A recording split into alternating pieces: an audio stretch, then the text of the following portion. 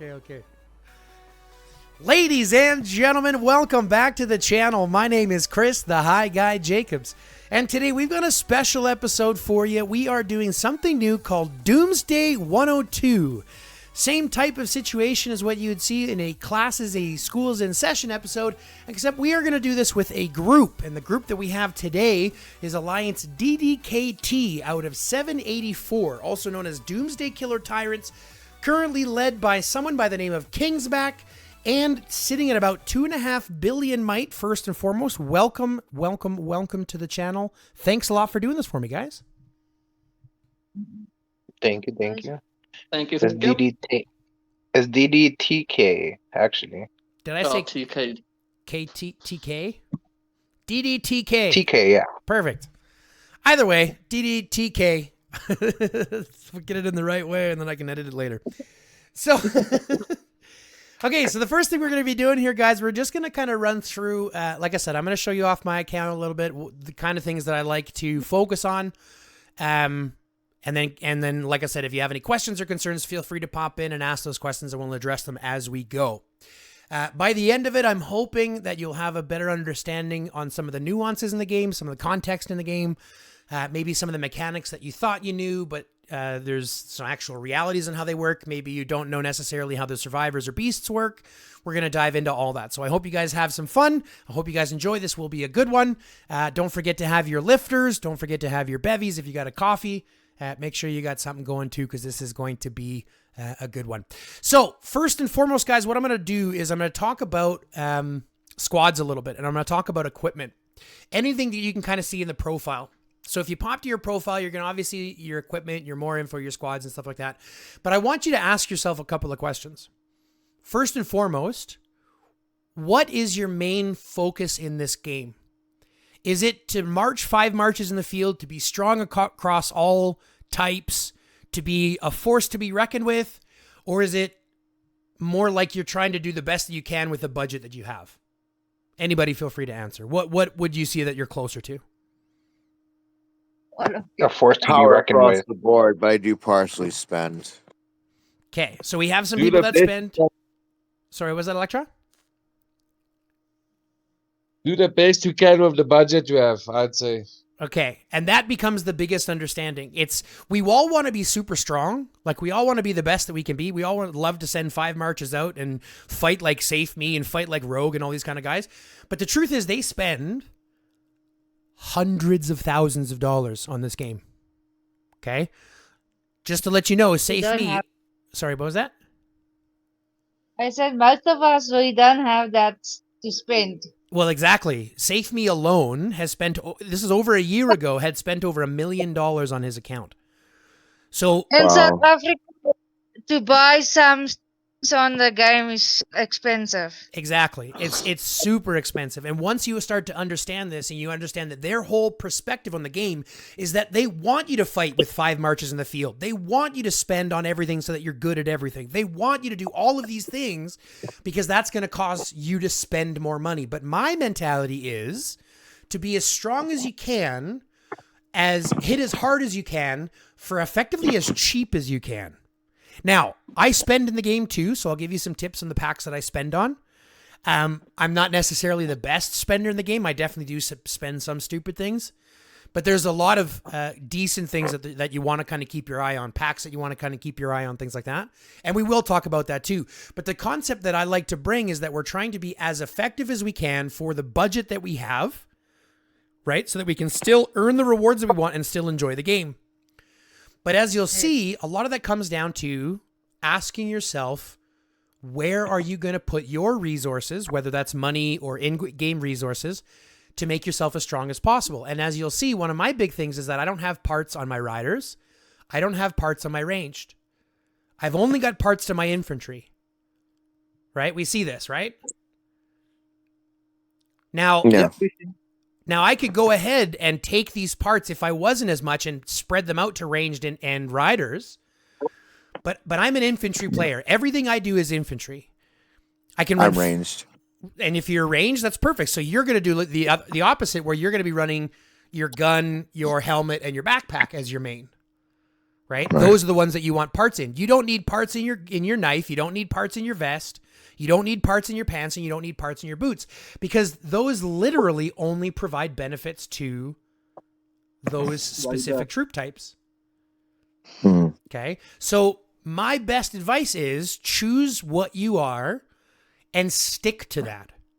Okay? If you play infantry, be the best infantry player you can be. What was that, Electra? But why you can't combine it? Pardon? I said why I combine. And that's okay. It just means that every single step that you have that's above one arm, right? So let's say, if, for example, I wanted to do ranged as well. I wanted to be an infantry and ranged. That's not a problem. I can do that. I just have to understand that that means that I have to spend twice as much money, right? I have to allocate twice as much to be good in 2 different avenues. Okay? So this becomes the justification. You can do all 3 if you wanted, but the concept becomes you'll do all 3, and unless you're prepared to spend a ridiculous amount of money, you'll do 3 okay, you'll do 2 pretty good, or you can do 1 really well. And I'll tell you what I mean by really well. I have my account only at 186 million, and just in Pompeii today, I'll show you, I've got reports against Barboza, who Barboza is about a 320 million might player. Okay? And as you can see, he's much more balanced than I am. He's even got better parts in infantry than I am. But you look across these trades, and why is it that I'm doing better than him? A lot of... Pardon? You stick by 1 troop type. It's all the 1 troop type. Right? It's even ranged against my infantry, so he should be hitting harder than me. But the difference is I've invested everything into my infantry, so my infantry by itself is as strong as possible. My top garrison hero is almost a 5 million hero. So everything that I've invested into this game is to make sure that I'm doing my one thing as best as I can. And for me, on my team, that's being the garrison lead for infantry. Now, that doesn't mean that I don't send... Yeah, go ahead. Do you think infantry or range is stronger? To be honest, it really depends. Range dumps more damage. Infantry lasts longer. Oh. So okay. So the way you have to think about it is like this. Infantry is going to be medium speed in the field. They have the highest defense and they have the lowest attack. Okay? Ranged on the field have the slowest movement speed, has the highest attack and the lowest defense. Where riders are the fastest and have medium defense and medium attack. So that's kind of how it bases. So you're going to spend, you'll spend a lot more in range. Range is technically more expensive because you're doing more damage, you're receiving more damage, therefore you're going to be healing more troops, rebuilding more troops, things like that. Whereas infantry, you end up a lot more in stalemates. Yeah, I actually noticed I've been losing a lot of ranged. Yeah, because they, like I said, because they end up doing more damage and they end up taking more damage. Yeah, that's crazy. Right? So these are all ways that we want to start thinking about it, right? So what is going to be most expensive? Typically is going to be ranged. Now that's not nearly as true as it was, a true statement as it was, say, a year ago. Like a year and a half ago before they did the top commander where you could choose your rewards and you could choose what your heroes were. But everything now is money gated, so there's not really one that's more expensive than the other. They all kind of, you still have to spend in order to be able to grow them. What was that? The saying depends how much money you're willing to dump. Yeah, but even then, like you can still do a good ranged account for free. You can still do a good rider account for free. The main understanding is that what we are doing is called hyper focusing. We are literally dumping all of the available resources that we have into our specific trait. Now, if that is rallies and garrisons, you're going to set up your one individual rallies and garrison line that you're going to dump a lot of your resources in. If you're field fighting, you're going to work on the amount of marches that you want to be comfortable fighting in the field with, which is something that we'll also talk about. If you do, if you're just doing filling and things like that, if you're like a lower tier and in your team all you're responsible for is filling, well, then you're kind of free to work on whatever you need. But the concept is turning all of your resources as efficiently as we can to make us hit as hard as we can, right? For as cheap as we can, because otherwise this game will have you spend literally thousands of dollars every single day just to keep up or keep growing and things like that. And you'll see that even in the auction house. Sorry, what was that? That's the fun of the game. Well, exactly. So we want to try to keep it as...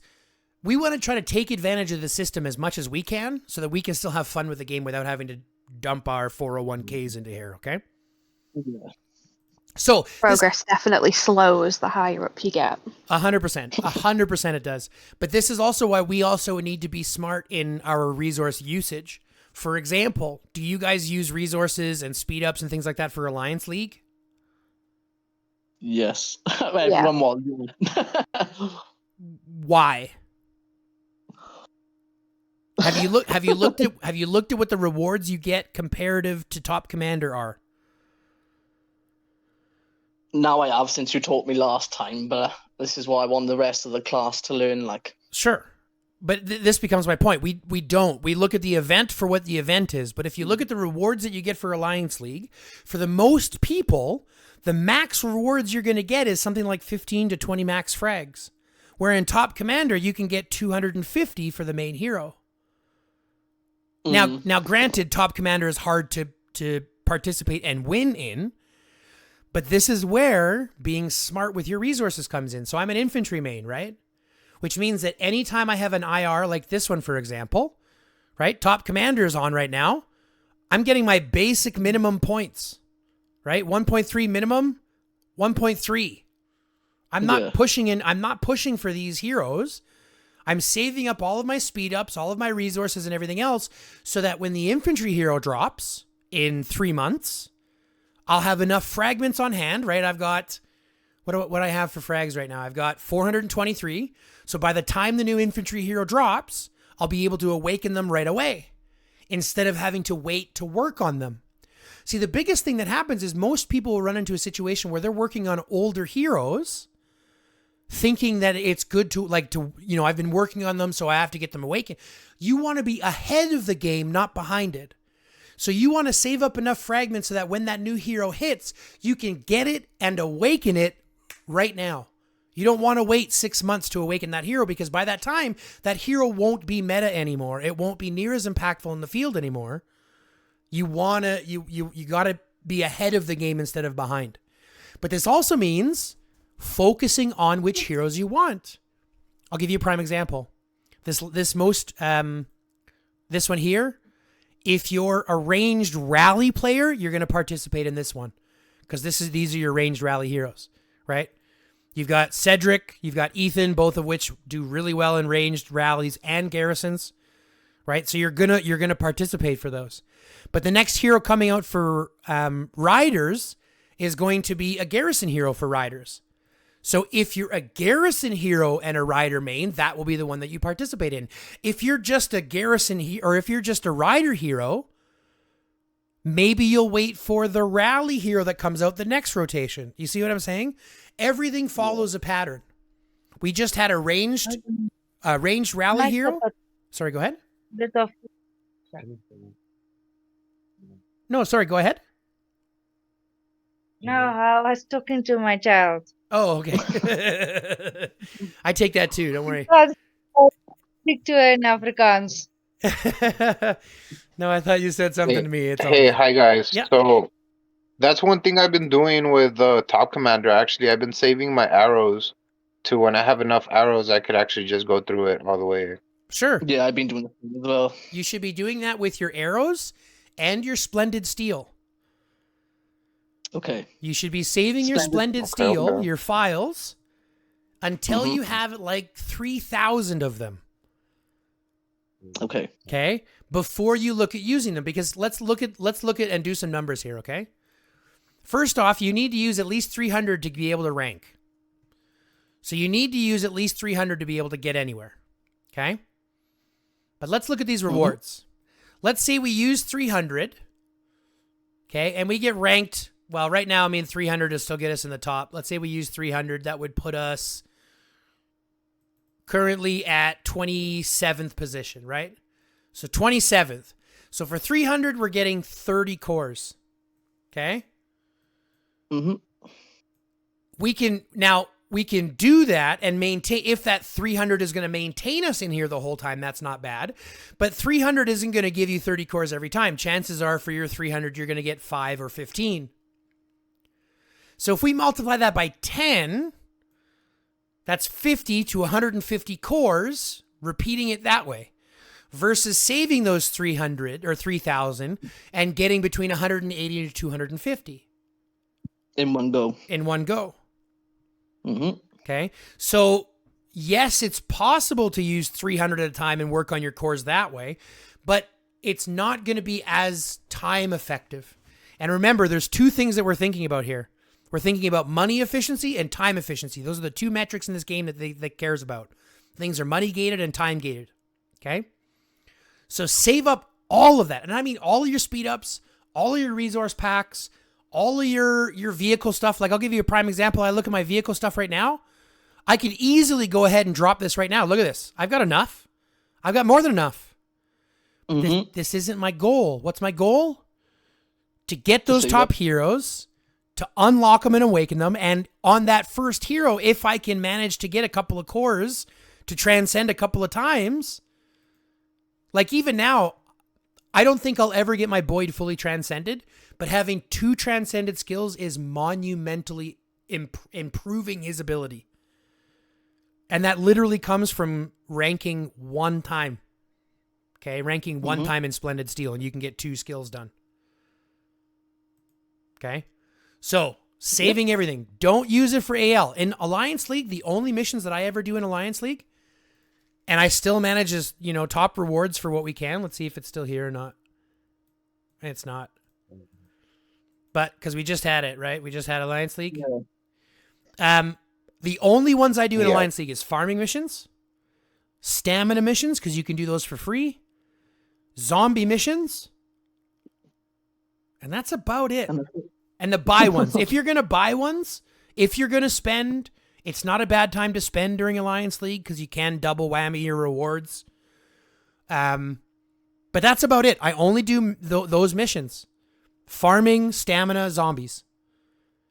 Now, some people like to keep survivor missions. Does anybody like to keep survivor files? I did, yeah. Oh, I know you did, but I mean anybody else. Does anybody keep survivor files?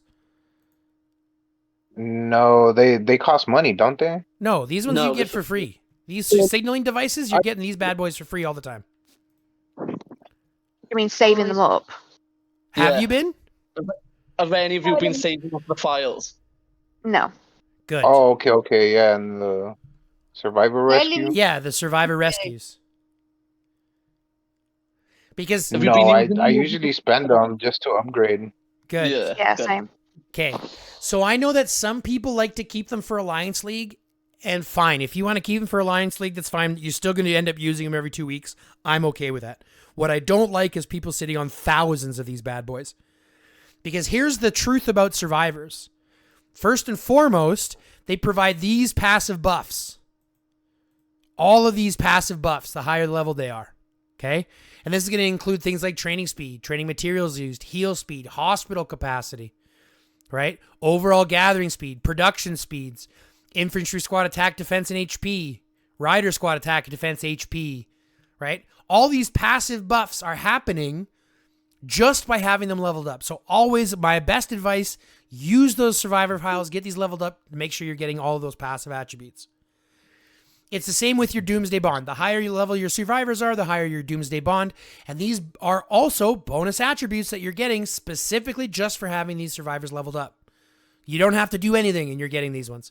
And you're getting things like a reduction in death rate, squad damage reduction, infantry, rider, and ranged squad damage. So there's benefits to having that. And that's not even talking about the tactical team, which we'll go over as well.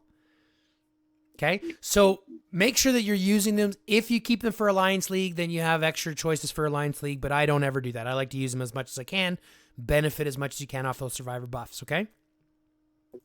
Okie dokie.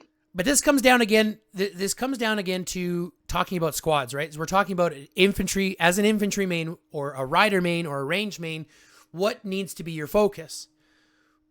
Well, very much same, it's going to be your squads.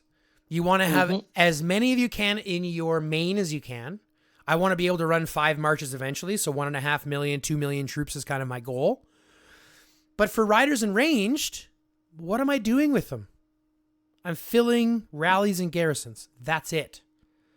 So I don't need to have 700, 1 million, 2 million of these troops at a time. The more you have, the more you're likely to burn them away. The more you're going to lose in the aid station, the more you're going to end, and you'll get to a point where you'll end up using them faster than you can rebuild them. So we want to be smart even with our troop creation, right? Where do we fight? How do we fight smart? All this stuff plays into being as cheap as we can and hitting as hard as we can. Okay? So fill up your main, have enough out of your other ones to do a march and a half, something like that. And then you'll also notice I don't have tier 6 cars. Now, did Kingsback tell you about this yet? I have Yes. I So- think level 1s also collect the same amount of materials than the level 6s. No, They're there not is. cheap. Kind of. There are some. There, look, I'll show you the actual differences right now. Okay. If you play AR, you gather faster, and if someone attack you, you don't lose the troops. Right. There's a ton of benefits to and this is why I always say this is your choice. I'm always a big fan. I am now a big fan of tier 1 cars over everything else, and I'll give you the couple of reasons why.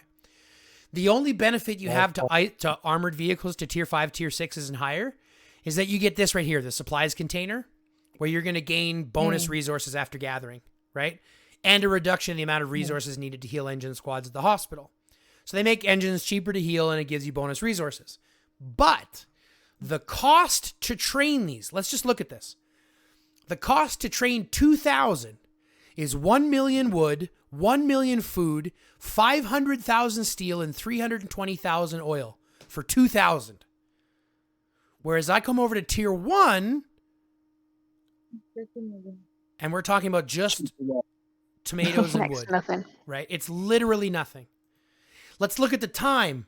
1 day, 10 hours versus 4 hours. 4 hours. Okay.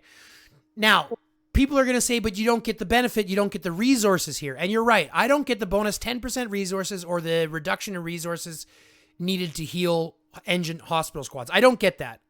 But what I do get is this. I get these guys here with, look at this, 860 travel speed, 32 load, and 15 might. These are the things I want to look at. 860, 32, and 15. I look at my tier 1.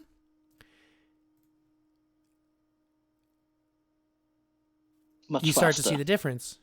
Mhm. So they're way faster. They're a little about what is that? 16 less in load each, but they're 15 times less the might. Now, do you guys know how matchmaking works in this game? Roughly. Well, let me give you the best breakdown that I can. There's 2 metrics, okay? You've got battle rating and you've got alliance might. Now, your alliance might is used to determine the bracket that you fight in, whether you fight in Fearless, Elite, Apex, Budding, you name it, okay? That's determined by your alliance might. But once you're in your bracket, it's based on alliance battle rating. And battle rating can include armaments in your bag that are not equipped, troop might, equipment might. It can even include things like how often you log in, win-loss percentages. Like they attribute a lot of things into their algorithm for your overall battle rating. And so what we want to do is we want to keep our battle rating as low as we can as well. So let me ask you a question. What's more important? the 10% resources that you're getting from your tier 6 that also come with a much more expensive, much slower, and much more expensive heal time, right? Mhm. So building and healing is much slower and much more expensive. To troops that give a lot of points when they get killed, slower in the field, all this kind of stuff. Or do you want something that's going to be much faster in the field? Yes, it carries less, but you can just send a couple more cars. That's not a problem. Like I said, 180,000 cars will be enough to do every single march that you need.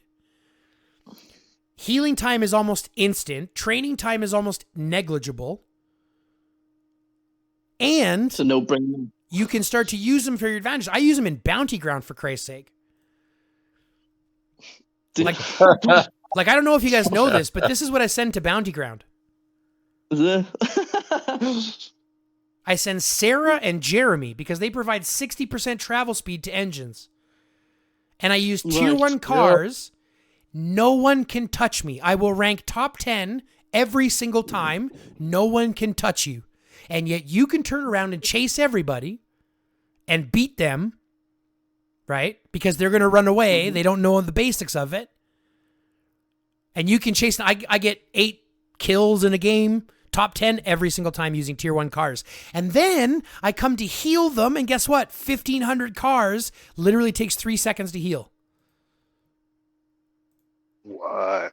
Like literally 3 seconds to heal. Oh, very interesting. Yeah. Right? So, again, it's up to you. You can keep those tier 6 cars if you want. But my best advice, take your tier 6 cars, start training tier 1 cars till you have about 175,000. And then delete all of your tier 6 cars. And I don't just mean fight them off in a tower battle. I mean delete them. And you can gone. directly delete them, okay? By going like You this. show them. How do you, Let me how show do you do that? Yeah, let me show you. Click on your barracks, whichever barracks you want. I'll go with the cars. Click info. Right here, I can directly delete as many as I want. So I could do that for tier 6, tier 5, tier 4, tier 3. I could come over here right now because I have some tier 3. Whoops. I have some tier... are they in here? Hold on. So I have some tier 3 that you win. I don't fucking need these guys. Delete. Delete Gone. them. I can spend the 4 hours to train them or whatever to upgrade them. Who cares? When you delete them, do you get your Nope. resources back, or Nope. do you get any kind of? Nope. You might No. just rock. That's about it. Nope. You don't get anything back for them, but let me ask you a question. What do you plan to get back for your cars anyways? You see what I'm saying? Like you What a can tackle. you can say I want to get my points back for them, like I want to, fight with them and get some points in AR or something like that. But here's the thing. If you're having to rely on car battles to get your points in Island Raid and Archipelago Raid, you're doing it wrong. Like you can get, and in GROP, this is something we talk about. It's something called the ratio, where every event that we play in Island Raid and Archipelago Raid, in every event, we have what's called the ratio, which means that you're required to earn as many points in the game, in the event, as you have might. Right? So I'm at 186 million might in an event in IR and AR that we play. I'm expected to get about 186 million points. Now I do that, rallies, garrisons, open field fighting. We don't allow PvP. We don't allow self-burning. We don't allow any of that kind of stuff. And we don't do cars battles. So you go out there and you earn it the right way. Go out and get your fights. Go out and earn your towers, right? If you're having to get your points from PvP, you're doing it wrong. You're fostering the wrong experience in your alliance as well. Right? That's why we don't allow it. Because that's not what we want. We don't want people that just do PvP. We want people that want to fight. If we lose, like in this last Pompeii, check this out. Check this out. And tell me how pissed off you'd be.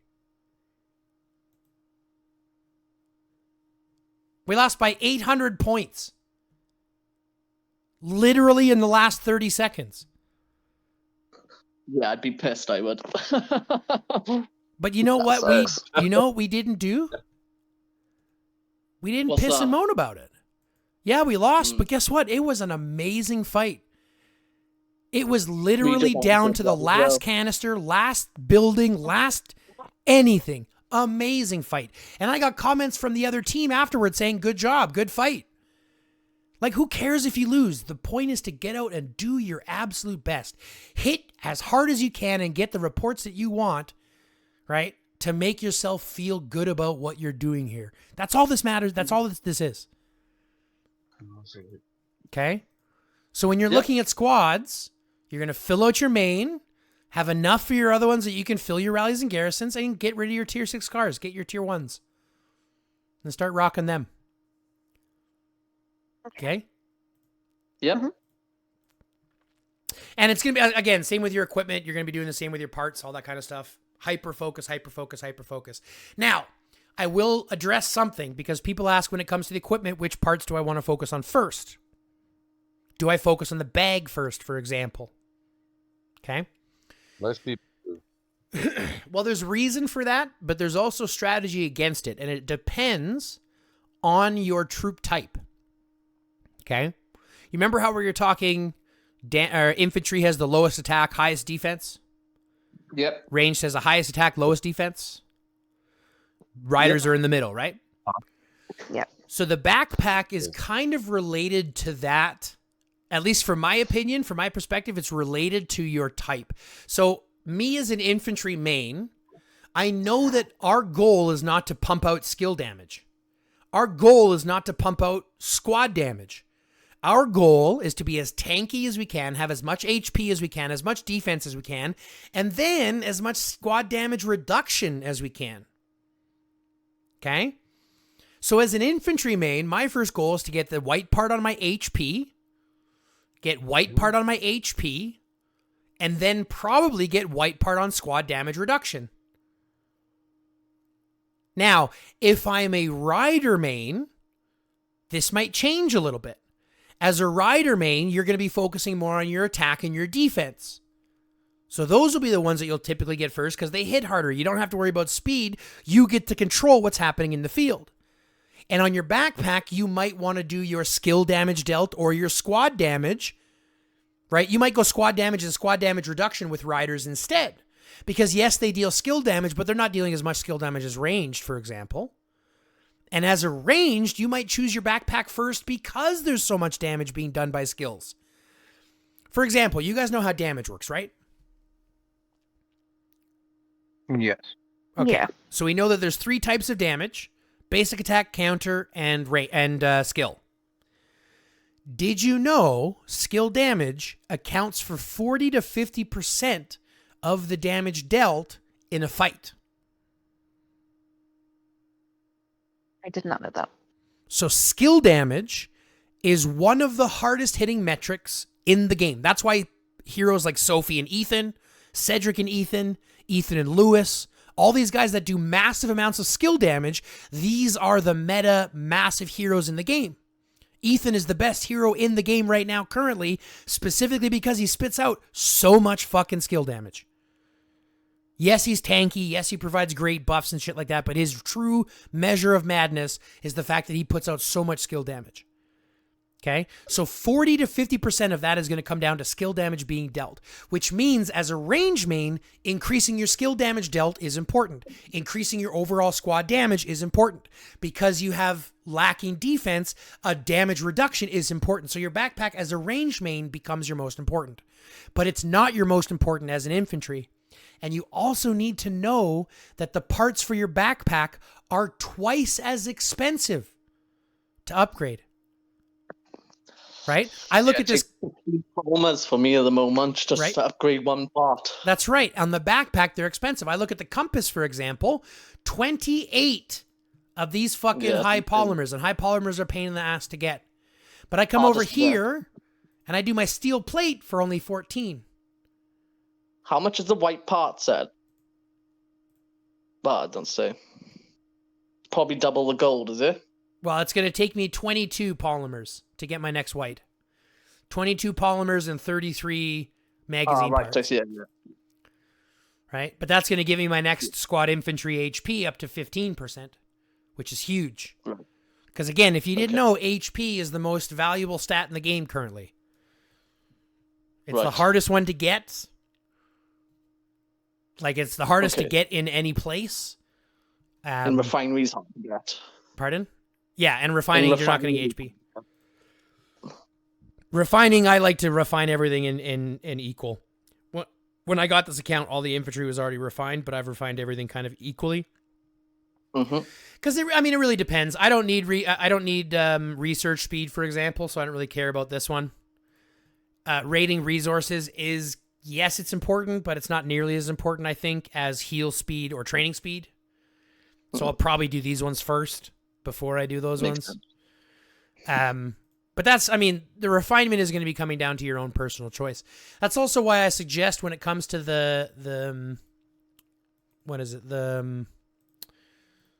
I got to pull it up here before I can remember the damn word. The season events, the seasonal shop. Yeah. When you're in here, there's a couple of things that you want to be focusing on buying every single month as well. Your IE augmenter, for example, is number 1. You want to buy this out every single month, and then as many of the golden nano coatings as you can. These become my 2 that I buy. The healing speeds are great. Don't get me wrong. The healing and training speeds are great. It's a waste though, and everything. Well, it's not necessarily. Like, once I finish my golden nano coating, I'll be doing IE augmenter and probably healing speeds. Because I don't look at the legendary hero fragments as a great cost. I don't think this is a good enough value for me to buy them. But the IE augmenter frags, because of how good the IE augmenter is, and then I would go with the healing speeds from here. I don't necessarily get the nano purifier. The nano purifier is great, but of course it's only a placeholder until you get something else, right? Yeah. So like even on your main squads, that's what I'm working on. Sorry, go ahead. That's what I'm working on as a 40 million kind of person. Yeah. I'm working on the purifiers, so I could like add it into my other members, so they could all have purifiers and they could all have that. But here's what I want to talk Star about. Wars Coach. sword. Here's what I want to talk about, Coach. Okay, we're going to talk real quick about heroes and armaments, because this becomes the next biggest understanding that people need to make. We talked a little bit about money in this game, about finding out your playstyle and stuff like that. If you look at if you hyper focus the way that you should, it also means that you're not going to be fighting with 3, 4, 5 marches in the field. Like, let me ask you a question. Go around the room. What's the top armament sets that you currently have? Couch, what's your top armament set? Armament set. Yeah, like this. Right here. Your mic level. Yeah, so like my Boyd armament set, for example, is 4.9. You see what I'm saying? Okay. So what's your best set? What's your strongest hero? I'm looking it up right now. Right now it's 809,000. Okay. So this becomes my point. The average player has an armament set on their top hero at about 3 to 3.5 million. It's moving up now. It's getting closer to 3.5 to 4.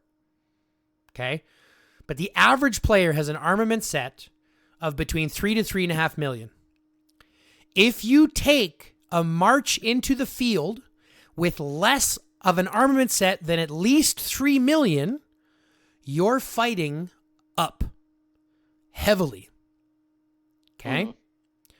Which means you should only be working on as many sets, as many marches as you have armament sets above 3 million.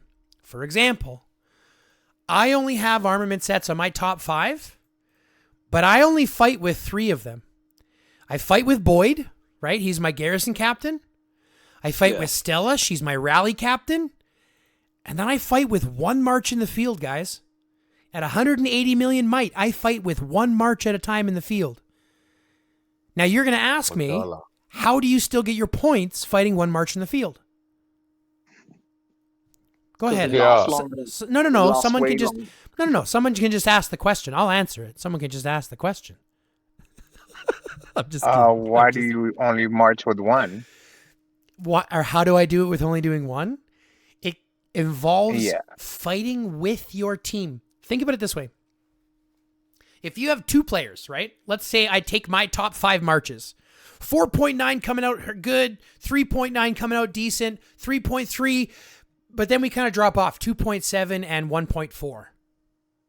So my Adut and my Marco are kind of poo-poo berries, right? Yeah.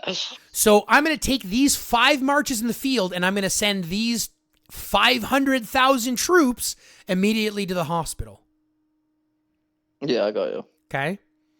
If I send 1 to garrison, 1 to rally, and then what I can do, because I only have to garrison some of the time, I'll take my garrison set off here and I'll run it with Bodala. So now I'm running a 5 million Bodala with a Miyamoto or an Eileen or a Dut behind them. And then you simply fight with your friends. Like I talked about, if I take out those 5 marches, I have 2 of them that aren't doing anything.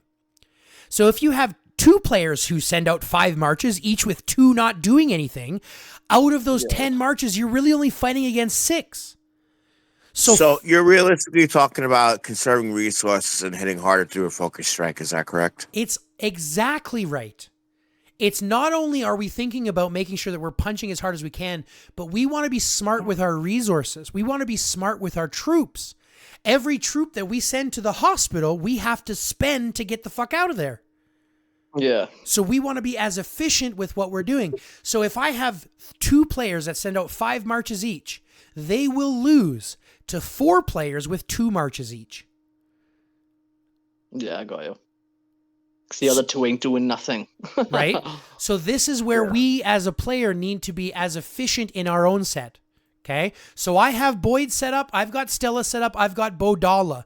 My other 2 sets, I don't fight with them in the field. I simply have them here so that I know what pieces I need to work on. Right. I will eventually fight with them in the field. When a Dut gets above 3 million, I'll use her in the field. Right? Yep. And once I get Marcos up above that, I'll use him in the field. But until then, you can do all of it, guys. You don't need to use 5 marches in the field. You don't need to go across 3 types. You're doing nothing but working against yourself and making it more expensive in the process. Yeah, some people just like to flex numbers, but yeah, I was in my last alliance, and these guys were very frivolous, and we were constantly sending resources around because they were just hitting like dumbasses. And I think that this has been very enlightening, having that refresher, someone who doesn't have their head up their ass. So it's been a very good learning experience, considering, you know. Yeah. Considering that the people in this game can be quite one-sided, like. They can be quite one-sided. Use the smaller players just to go out and get themselves killed. Do you know what I mean? Yeah. Some bigger players aren't like that. They don't care about the smaller players. Well, and again, it just comes down to what your alliance is trying to foster, right? What kind of relationship in your alliance are you trying to create? But there's also some things that a lot of people don't know, especially when it comes to armaments. Like, I'll give you another prime example. I'm an infantry main, right? But there will be a time in the future I will eventually want to fight with ranged or riders. So I still am technically working on their superb sets, right? I'm going to level the superbs up as they come, but I'm not dumping extra resources into them yet because my ranged and riders don't do anything. So I have a set there. I've got a set on my leaders that I'm working on there, and I've got a set on my riders that I'm working on here. And by the time that I'll use them, I'll at least have 2 or 3 stars on their superbs to make them valuable in the field. Does that make sense? Yep. Yeah. But the biggest thing that people don't understand about armaments, and this is something that comes with rating, is that every armament you have in your bag, right? If I come to my bag and I look at my armaments, I do not have a single armament that is not equipped. Sorry, except for these ones. But here, let's just prove my point, okay? Prove my point, okay? I do not have a single armament that is not equipped. And I do not equip, right? And I do not equip purple armaments on my fighting heroes. And here's a reason why. Your purple armaments will never be as good. A level 2 legendary armament is better than a fully 5-star elite.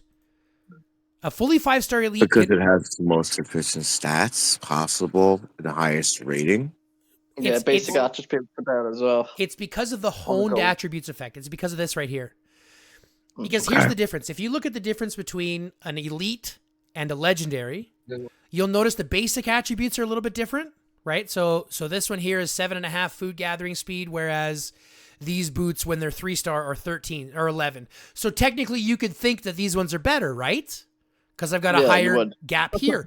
But here's the difference. The honed attribute effect here is only half as valuable.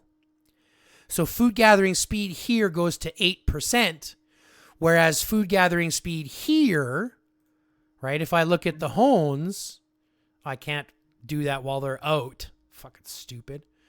If I look here and look at the hones, right? The hone gathering speed goes up to 20%.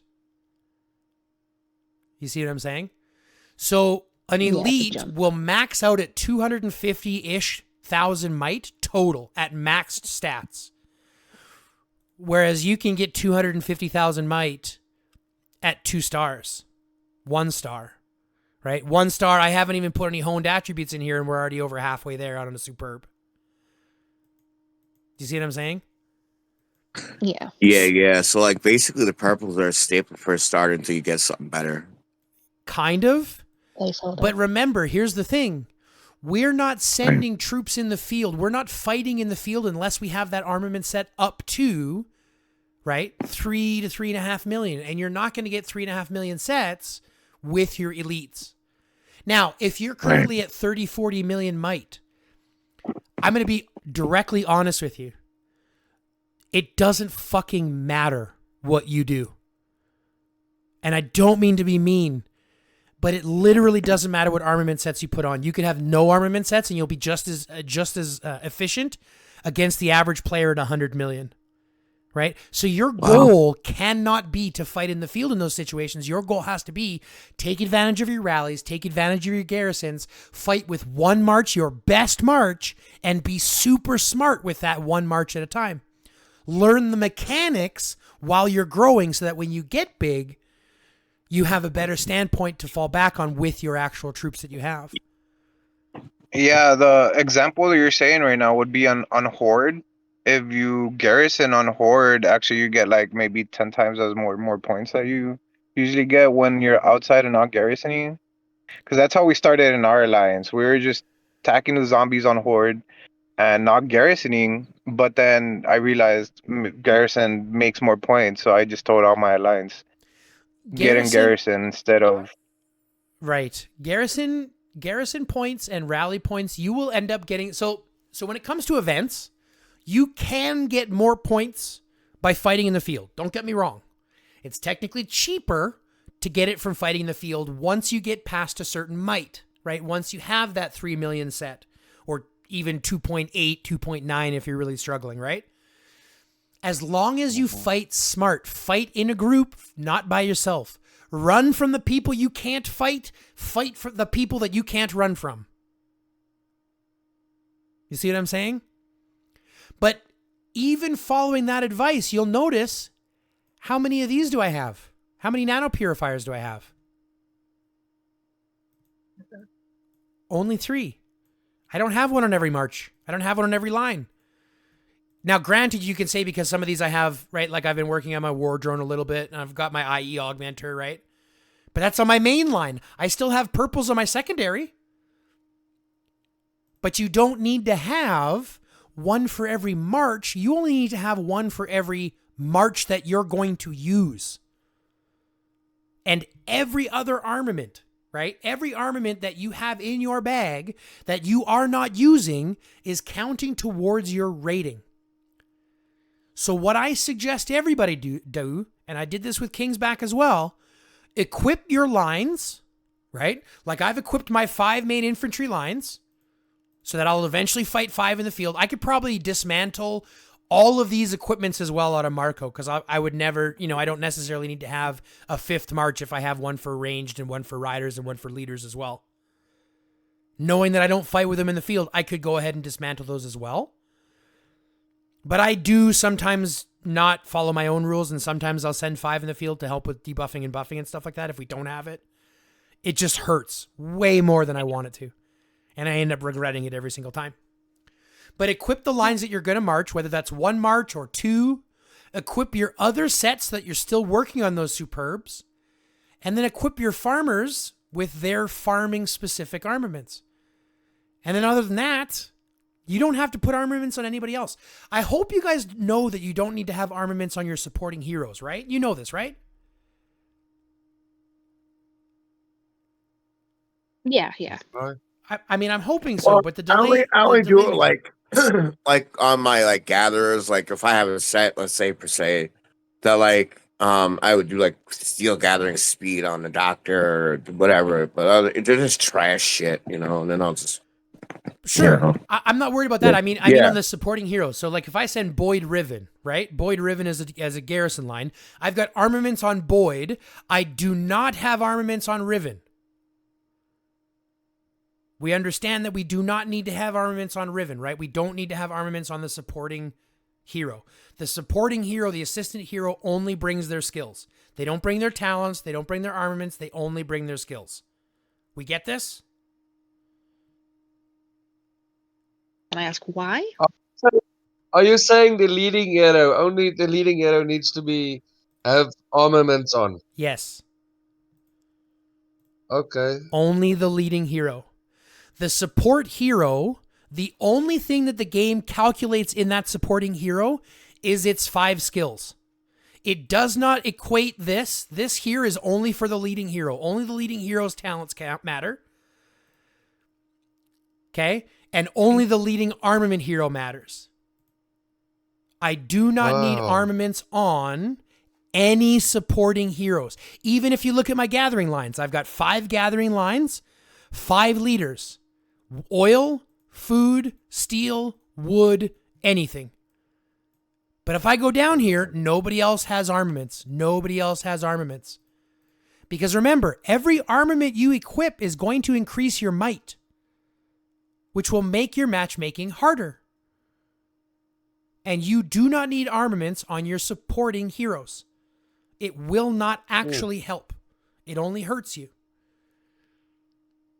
So this is why I've got my 5 main marches, right?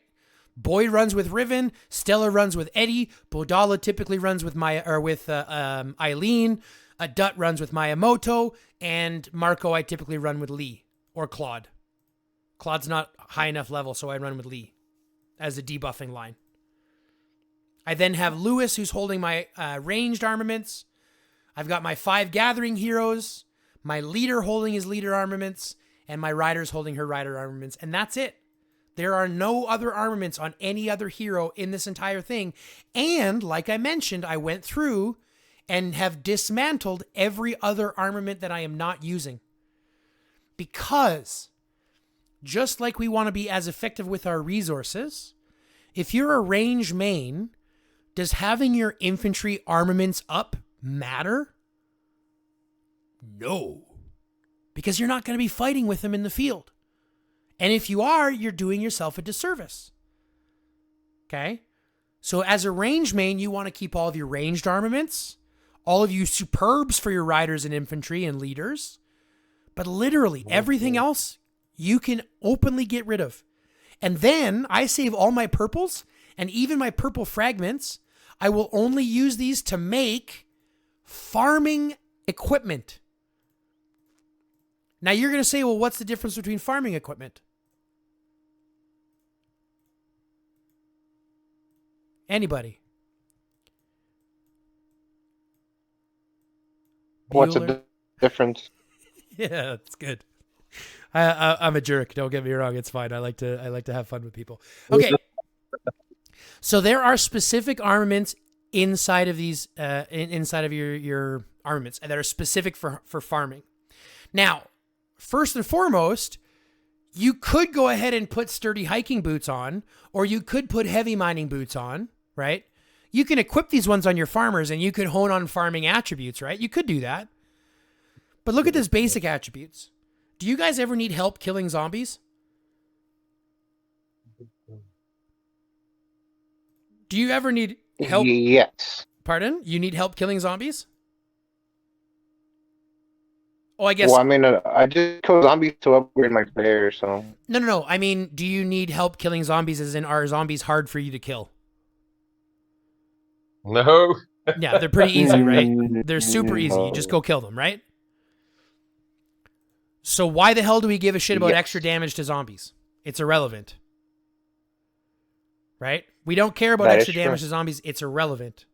So there's no sense in keeping sturdy hiking boots, dismantle them every single time, and take those fragments in the store.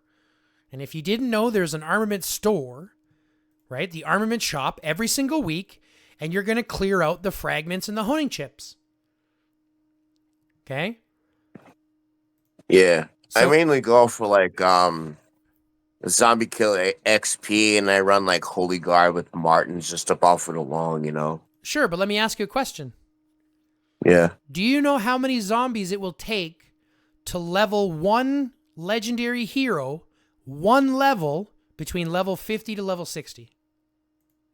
I have a feeling that you're going to enlighten me. Oh, it's about 600 zombies with using Martin, right? It's about 600 zombies to raise one hero, one level between level 50 to level 60. Look. Yeah. So if True, you're man. gonna use zombies as a way to level your heroes, again, you're doing it wrong. Damn it. So well that's what I was taught in my last alliance, so that's why I'm really like digging this shit, you know what I'm saying? Right? So here's what I Yeah, always suggest. I like to use multipliers for zombies. That's fine, but look at this. I'll show You know, you. your 5 times multipliers. Yeah, I'll go do one right now, and I'll show you the actual numbers. Let's go look at a 39. Let's use a 5 times multiplier, and let's use. We want to use Martin, right? Because Martin provides the best buff. Right, so we got Martin, and let's put in Of course. one of my other guys at the bottom that needs to get leveled. We'll put Cedric. Okay? Let's go march that out. And let's look But at the shouldn't you say 5 marches? Then it's 5 marches and 5 multipliers, so it's like 25 times. Sure. What? But then you're using your times 5 multipliers. You still have to kill 600 zombies total. So even if you're using your times 5 multipliers, yeah, it doesn't take as long, but that's using your multipliers to kill zombies to level your heroes. When in reality, that's nothing. it's just nothing by comparison. So even if you were to upgrade your zombie experience by like an extra 20%, it's still not giving you as much experience as what you're going to get just killing zombies and using the books on those All zombies. right, so more to the point. Right? So look at this. Times 5. What I heard online is that doing hives Pardon? would be better for zombies instead of zombies. Yeah, From hives what is I better heard for online is spinners. that hives gives you a lot more benefit. Yep, 100%. Hives are better. So like the only time I ever do zombies is when it's like a mission for like in Archipelago Raid, you have to kill like 200 zombies or something like that. So those types of ones, I'll kill zombies there, but I don't kill zombies every day. I'm doing hive minds instead. It's way better. Because look, a times 5. No doubt. Look at this. Times 5 is only 45,000 experience. You need 3.1 million experience to level up a hero one level between level 50 to 60. 3.1 million. That's a lot. Right? God damn. Yeah, that's one hell of a pain in the ass. So And you this- end up spending like a bunch of stamina that you really don't need to spend, whereas you could be more efficient in just attacking the hive. I mean, exactly. I've gotten more gains off the hive than fucking piddling around all day. It's just a pain in the ass, you know? Right. And this is exactly why I look at these equipments. And so I look at these boots, for example, the heavy mining boots, and I look Right. at the sturdy hiking boots are totally useless. You ever get a copy of these, feel free to dismantle them. You're never going to use them. The only boots you're going to use are your farmer safety boots because they provide food gathering speed and travel speed. So you put your farmer safety boots on your food farming leader. Now, have you guys set Okay, up... but let me ask you a question. Do you Yep. also do the safety dance with your safety boots? Yes, I do. I My do man. safety dance. Now, let me ask you guys a question. Have you set up your farming marches by chance? Oh shit. No. I just kind of run whatever. I just run Maxine and whomever You just kind of let pertains the to game pick for you. specific gathering type. You just kind Yeah, of let the game pick for you, basically. hey? No, in a sense, yeah. Sometimes I take over. It just depends on how stoned I am. So, and I totally appreciate that. The only reason I bring this up is, again, everything's about efficiency, right? So Mm, we can go through this game, and I can just go click field, search this, right? Let the game automatically choose whichever march they want to send and send it out from there, right? I can do that. mm, The problem is that means that all of my times on these collections are going to be so drastic. So like one is going to farm in an hour and a half and the last one's going to farm in 3 hours. So if I'm going to be efficient with my time, I have to log in every 15 minutes after an hour and a half to send my marches back out, right? Which is kind of annoying. right. So wouldn't it be better if all 5 of your farming marches came back in about the same time? So you could log in once, Yeah. send out all 5, 2 hours later, log in again, send out all 5 again. So I've developed all 5 marches that will come back. If you look at these here, they all come back at about, 20 minutes of each other, all within that same 5-minute time frame. This one's a little bit slower, Yeah. Excuse me. but this way they all come back in the same time, which means that I'm now more efficient with my time. So if you guys want real quick, I'll run you through the main 5 gathering marches and the armaments that you want to put on those marches to make sure that you're farming as efficiently as possible. Because again, this game wants you to spend money, but I can Yes. wholeheartedly agree and assume that y'all don't want to spend a bunch of money, right? No. Maybe. So let's I'm capped at like $50 to maybe $100 a month. Sometimes I get the itch and I gotta scratch it. Like when I first started, I knew that like I would have to like do this, and this. So I just kind of like I hammered down a couple hundred, just to get in there. yeah, and I now just we're slowly now we're fan hooked out into and tread now in the we're water. You know what I'm saying? well exactly, and now we're hooked into 5 to $50 to $100 a month every month consistently.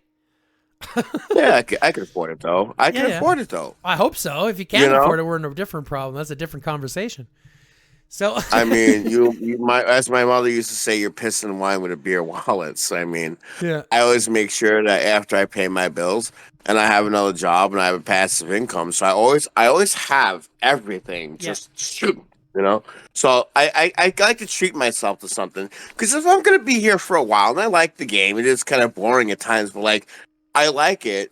So like I want to invest to support the company because I don't believe that anything for free is not good. sure. You're gonna. I want to put in a penny and a dime here and there. It's like I'll go to like Sophia. Like I went into the lottery for like Spectra because I wanted to get my range up. So I threw like $30-$40 at it. Yeah. I got lucky on the roulette wheel. So like whatever. It's cool if you want to just It's not for everybody. I don't. I do kind of encourage spending sometimes. If someone would ask me like how much you want me to spend a month, I'm like, dude, you need to cap at 50. You don't really need because you can nickel and dime this game and be all right, for free. But like you want to have those little bumps, Well, I mean, and that's just my opinion. I'm not forcing anybody. yeah. And don't get me wrong, a lot of it comes down to what you can't afford. But I think for You the have to average buy player, smart. it used to be it's a lot of it has to do with just buying smart and not just buying everything. And you can do pretty well for very very very cheap. But again, that's why we have this class, right? That's why we're doing this conversation because most of what people do is exactly what the game wants you to do. What was that? Sorry? Someone say something? I said yes, teacher-san. Oh, that was you. Okay, so let's talk real quick about farming heroes, and then we'll talk about armaments for them. Because, like I said, we want to make sure things are as balanced as we can with our farming heroes. So the first setup that you're going to want to set up, I always like to save these in my March sets. So if I was to, well, these are going to be coming back in about 15 minutes, so we can, fuck it, I'll just recall them. I can leave notes. Oh. I'm the owner, whatever. I'll go back to them after. I'll go back to them after. It's unfortunate that I can't work with the marches while I have marches out. It's kind of stupid. Okay. Can't do it if you're watching. So I save now. If I'm not sure if you guys know, but you have 15 marches that you can save. There's 15 lines of marches you can save inside of your march section. You've got 5 gray marches, 5 green ones, and 5 blue ones. So I like to save these according to what I'm going to use them for. My first one is my fighting marches. My second one is my farming marches, right? Green to me means farming, and then zombies is in blue, or spare lines, extra lines, things like that is in blue. But I'm going to save my farming lines just how I would use them. So I'm going to typically, when I farm 1 of every node and then 1 extra oil. Okay? Oil is always more important, so I'm going to farm an extra node. Now, normally you could just go like this. You could search for a field node and just click gather and just send out whatever it picks. But the game is going to pick your 2 best marches or your 2 best heroes, not thinking that you're going to want to continue marching, okay, or gathering. So, okay, I see what you're saying. Yeah. Find your level 7 food node, click gather, and you're going to want to select Sarah Vandermeer and Chris. The reason is Sarah Vandermeer, in her skills, likes to farm food or wood. Okay? She does 24% on everything, but 39% on food and wood. Now, we already have a wood gathering hero who specializes in wood, so we're going to put her on food. Now, the reason I picked Chris is because Chris just has an actual one here where, here, gathering speed just by a flat 20%. He's like the sexiest bull dyke ever. Yeah, right. That big axe makes for some... Look at him titties. So anyways, you're going to choose Sarah Vandermeer and you're going to choose Chris. Now, I'm going to give you another trick here, okay? Here's another secret. If I'm on a node and I want to make sure that I'm going to collect that entire node, because nobody likes to leave half-done nodes, right? No, you shouldn't, because then it doesn't reset and then you inconvenience somebody else. Exactly. So here's what I'm going to do. You'll see what I've done here. I've got 0 selected. I'm going to click on Chris. I'm going to click on her image again and watch what populates. So it populates exactly enough to clear that node. And you can see that right down the bottom here. It says load 1.32. We know that the node has 1.32. So that will go ahead and clear the total node. But I'm going to save this march as my number 1 green march, right? So click save. Save it as your number 1 green march, because that's what you're going to farm food, right? So we're going to gather. We're going to send out that food node. Now, do the same for wood. Find a level 7 wood node. Here we're going to select Jeremy and Michelle. Jeremy hyper-focuses wood. He does 30% on wood. And Michelle does an extra 24% on wood. Okay? So Jeremy and Michelle, save that as your number 2 march. Go ahead and send that one out. Go to a level 7 steel. For this one, we're going to choose Alexander Sokolov, who prefers doing steel, right? He does steel by 30%, food, wood, and oil only by 20%. And then back alley doctor, right? No, we're going to put Angela with Alexander Sokolov. Right. And the reason being is because Angela provides another flat 20% gathering speed bonus.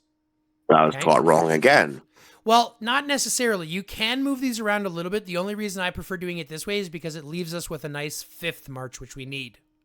Okay? Right. So once we send out that steel march, now we're going to find an oil.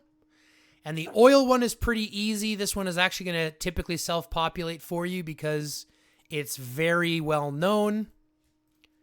Let me just find a full one here. It's going to be Maxine and Sia. Maxine handles oil. Sia also handles oil. So both of them together handle oil. Save that as your number 4. Okay? Send it out.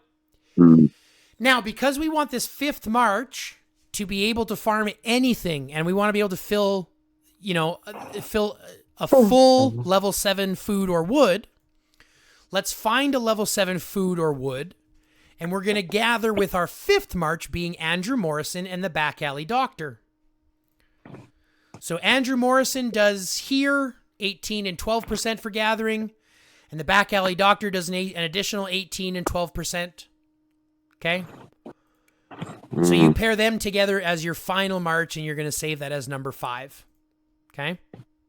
And now when we send that march out, and we let all of these marches get there, I'm going to show you how efficient they are in their return times.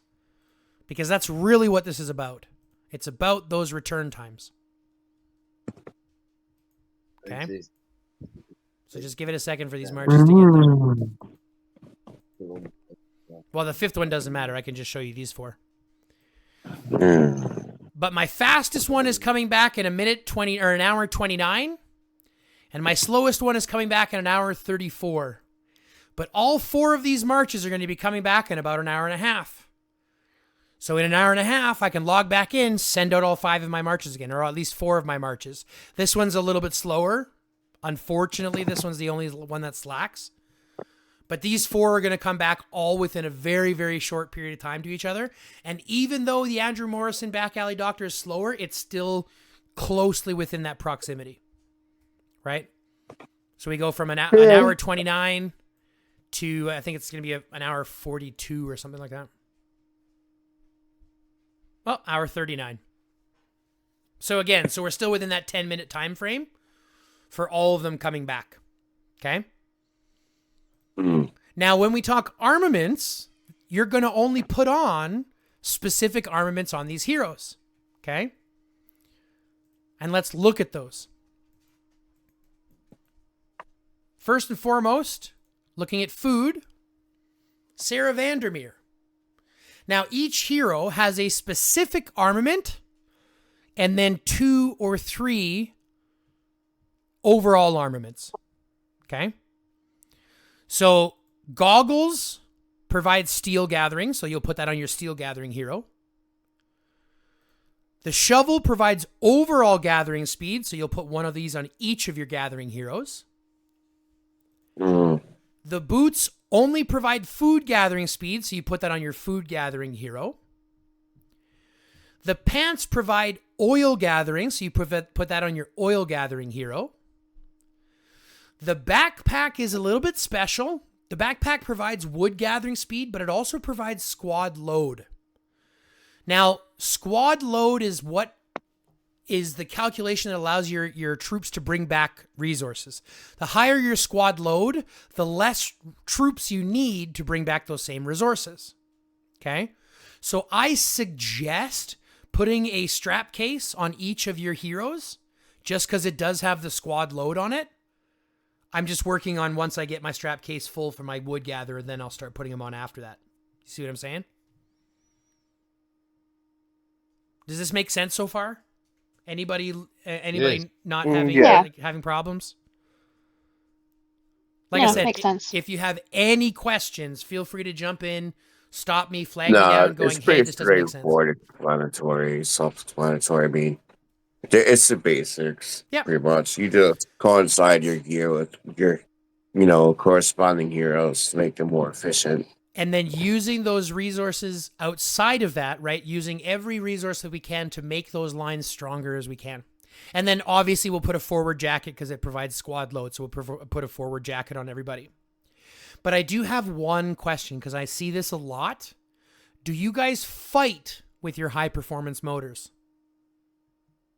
Like, do you put a high performance motor on your line to fight with? I'm No. too low in might right now. I don't even have one. Okay. The answer is no. You only use these to farm with. Now, theoretically, you can put these on your gathering or your fighting heroes and hone out your attributes to give you things that will help you. Basic attack damage, attack defense, blah, blah, blah. But those are only working against you because you're not getting the extra 10% resources and you're not getting the extra 18% gathering speed that you should be using it for. Okay? So only ever use those to farm with. Don't use them to fight with. You're working against the narrative. Okay? So every gathering hero is going to get their one specific. They're going to get a shovel, a backpack, a forward jacket, and a high performance motor. So the oil gathering hero is going to get your oil pants, a shovel, a backpack, and a jacket, and a motor. Your steel gatherer is going to get the goggles, a shovel, a backpack, a jacket, and a motor. Do you see how this is all kind of working? They each have their own separate one.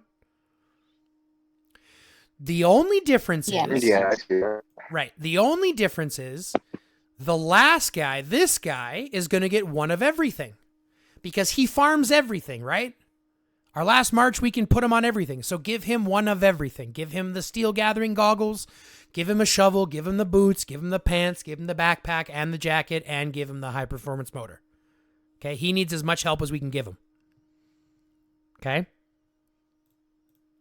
But that's it for purple armaments, and that's it for farming armaments. There are no other ones. So if you look in your bag and you see these fragments and you come over here and you see all of these ones here, they mean nothing. They mean nothing. They mean nothing. They mean nothing. This is the only one that matters.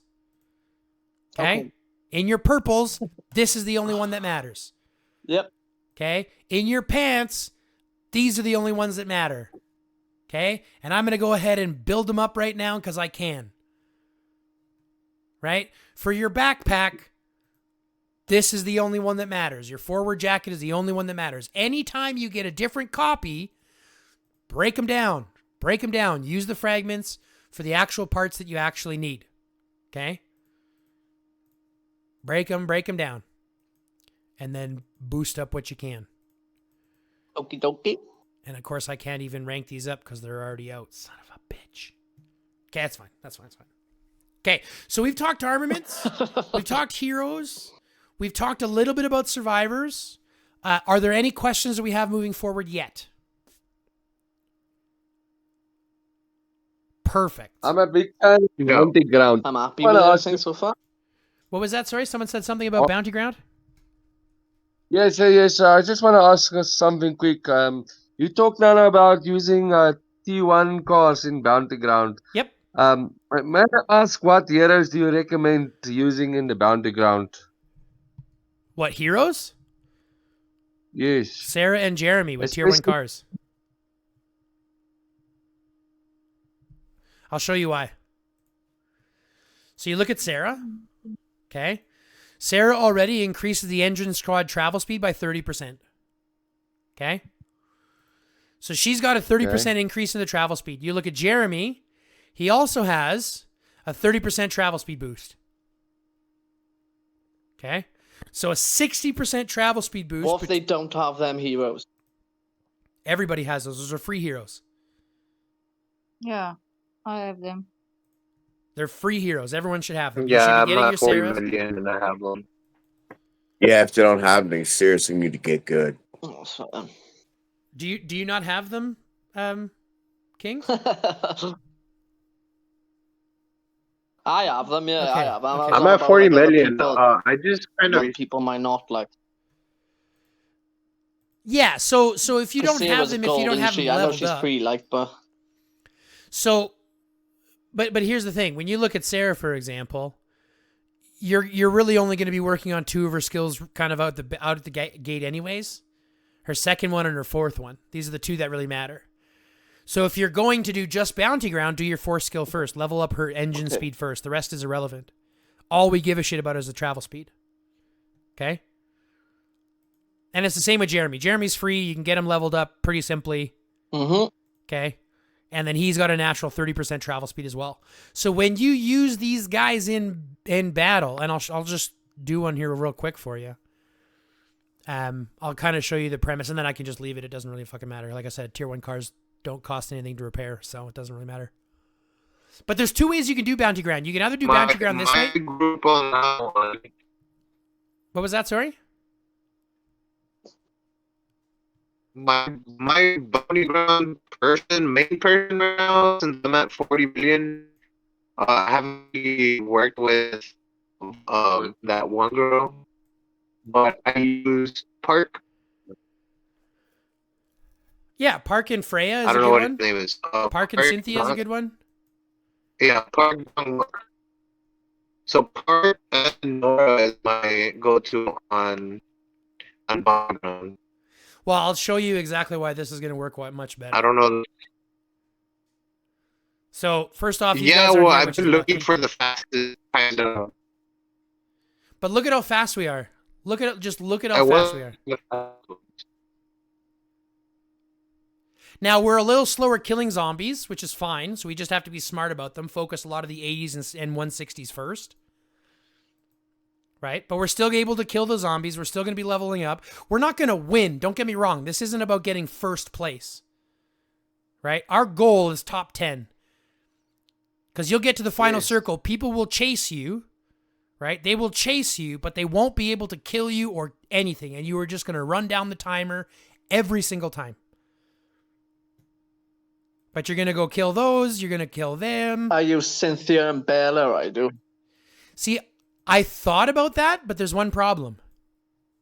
Bella is slow in battle. But she is fast, like I used her yesterday. Yeah, she's got a 30%. Right. She's got a 30% move speed buff, so she's I use fast. Cynthia's leader. Yeah. Yeah, and Cynthia's fast, so there's value there. The problem is the moment she's in battle, she loses that 30%, and the moment she takes a skill, she loses an extra 10%.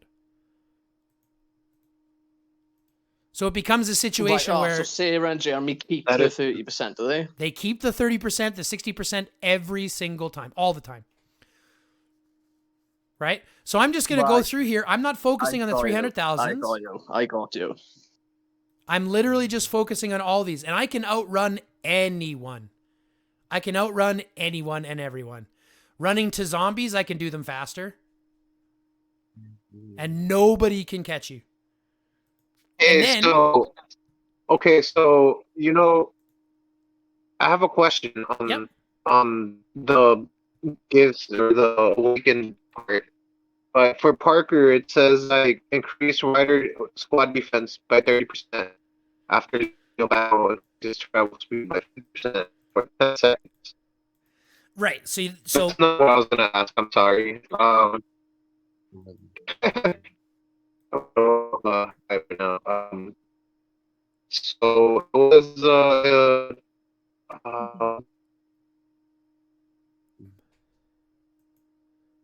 something about when you get hurt. sorry, your mic is really robotic for a second. I'm not sure if it's a connectivity issue or something. I'm having a tough time hearing you. Just my voice, not a lie. Your voice is I'm robotic. upside down right now. Domo arigato, Mr. Roboto. But see, you Okay. So this one that I was thinking about. Increase damage dealt to target squad by 9% when its remaining size, 12 size is less than 50. So like let's say we're part like a small squad and when it's less than 50 gains that 10% of damage dealt, right? right, but that's So only like, based on him having not- half of it. Right, that's only based on him having Oh, half the okay. squad size, right? Yeah, I think mine was. It's just like his speed. I was Don't get me thinking wrong. maybe like Yeah, like don't get me wrong. He's fast, and like him and Freya, for example, can provide something like a 70% travel speed buff, and then they kill a zombie. But it's only for 10 seconds, right? So you're getting it for a short period. Yes, you can outrun people, but it's for a short period of time. This consistent 60% with the fact that the cars are the fastest troop on the field, you're getting 30% on the 1100 movement speed that they already have. Right? So again, although I'm not winning, the top is 3.8 right now. We're still doing pretty good at 2.5. Right? And this is all with tier 1 cars. Now what's going to be happening, or what's going to be really funny, is when we start to go over here and we start to go on these really slow moving characters or slow moving heroes.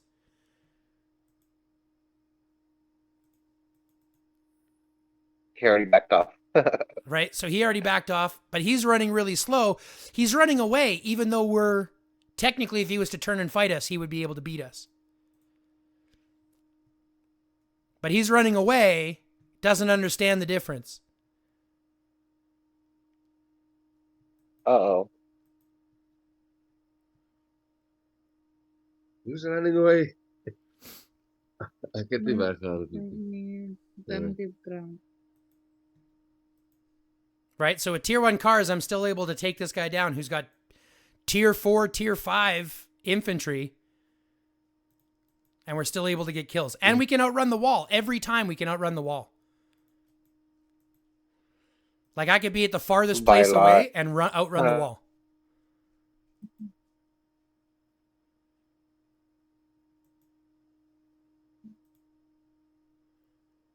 And we're just going to clear up all of these little ones, all the 80s and 160s that we can.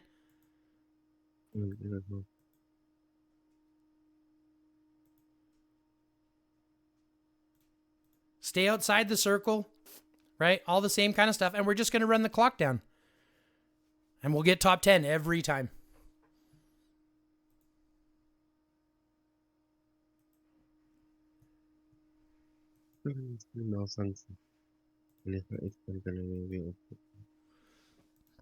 Let's go take on that Tatsunoko. Why don't we go attack this guy?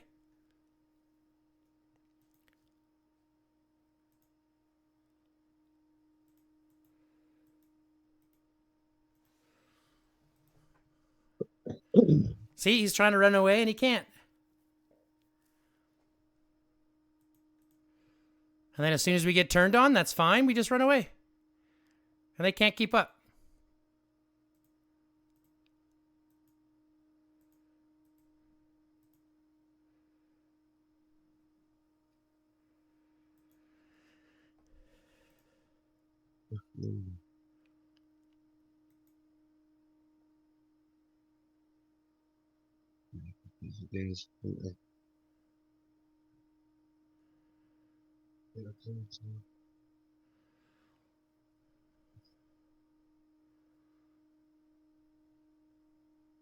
I was muted, not no more. I hate when that Oh, hey happens. there, Ginger Man. Have you come to harvest my Yeah, soul, so- prisoner? See, and we're just using tier 1 cars. How easy is this? On this king, have you been placed in at first? Like they want more? I'm not sure what you're saying, Coach. For some reason, it's coming through really garbled. Oh man, my bad. No, it's fine. Face, isn't it? Try disconnecting and coming back into chat. Is mine coming through bad? No, yours is fine. Same problem. I got you. Can't even see anymore. Struggle. That's what I have to do. Do you hear me type it? How do you exit and come in again? Exit the meeting. How do you exit come back again? Hy het nou afgegaan. Find the place.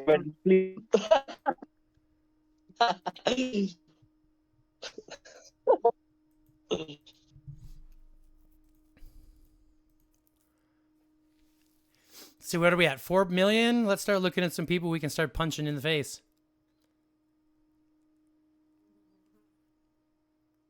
Is it Discord's connection or something? Yeah? No, Discord to me seems pretty good. Yes. Are you running like high-speed broadband would be my question, or fiber optic? Neither. I'm using Starlink, baby. Meow. But see, here's my point. I'm No one using my can phone's touch us. data. Starlink. Oof.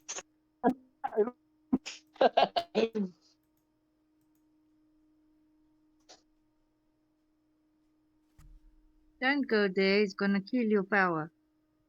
Your troops.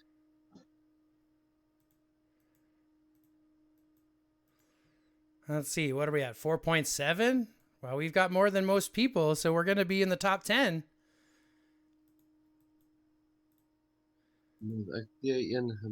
Come here, Murder 111. We can fight you.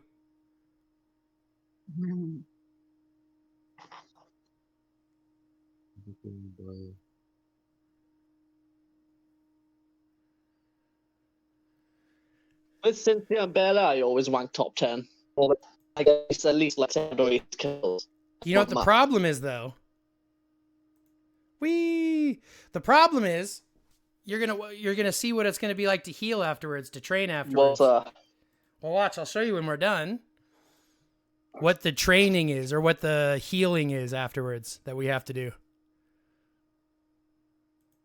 I can't watch. I can only listen to it. I can't.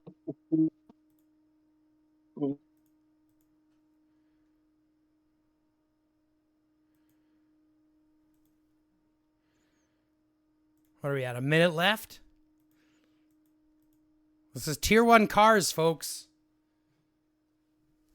Unbelievable. Natalie, can I sign your bandage, your little cast there? I think we used to do in school. Like, it's Well, like, I yeah, can't watch got my gauntlet of wrath. the Tier 1 stream, cars, I baby. can't because it'll just crash.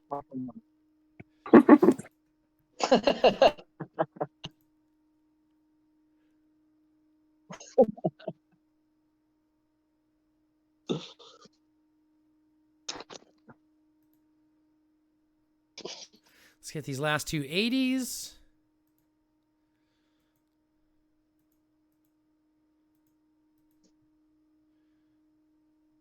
Ouch, I'm in trouble. Couch is having problems. Look at that. 4th. We got 1,624 tier 1s. Yeah. Right? That's it. Now watch this. So we get 4th out of that, which is super easy. We come over here. Look what my healing is. No, it's not as good. 3 seconds. Done. Cost nothing. Rewards are everything. I can't do nothing. I can't watch the stream. You can't watch the stream? Done. Can puzzle. Go in and out. But that's Leave and come back. that's seriously as easy as it is. So there's several ways to play Bounty Ground. I've just got to listen to you. There's several ways to play Bounty Ground, right? You can do it with tier 5s, tier 6s, run your best line and just smash through. It's going to be more expensive to heal, more expensive to repair and things like that. And don't get me wrong, you can win. And I just put out a Bounty Ground video about this, and I played it with Bodala and Eileen, and I won, right? So I went out and I won, but I ended up still putting 2,500 tier 6 into healing. And if you're healing 2.5 or 2,500, it's like a couple million resources versus what we just did, which was like 30,000 resources. You see what I'm saying? So you can either do it Bounty Ground that way, you can do Bounty Ground the way I do it, or you can AFK So basically Bounty just Ground. doing the same shit for less Yeah, with more efficiency. Okay. exactly. Work Or smarter, not harder. you can also AFK Bounty Ground. I'm not sure if you knew this. There's also another way you can AFK it. So you can technically come here, you can go Bounty Ground, you can go match, and then just go out to your regular screen as if you're just regularly playing, right? And then once it matches, it'll tell you, be like, hey, I matched. And then you can go, actually, I don't want to go to it. And it won't force you to go, but it'll still play in the background. See? Bounty Ground matching is complete. Go to the battlefield now. I'm going to click cancel, but it's still running. My character is still in the Bounty Ground. So now I can just go about my day, do whatever the heck I want outside of Bounty Ground. Makes sense. Right? And Bounty Ground is still running. You'll get 1 point to 200 points. If you're lucky, you can get a couple hundred points every time you do it.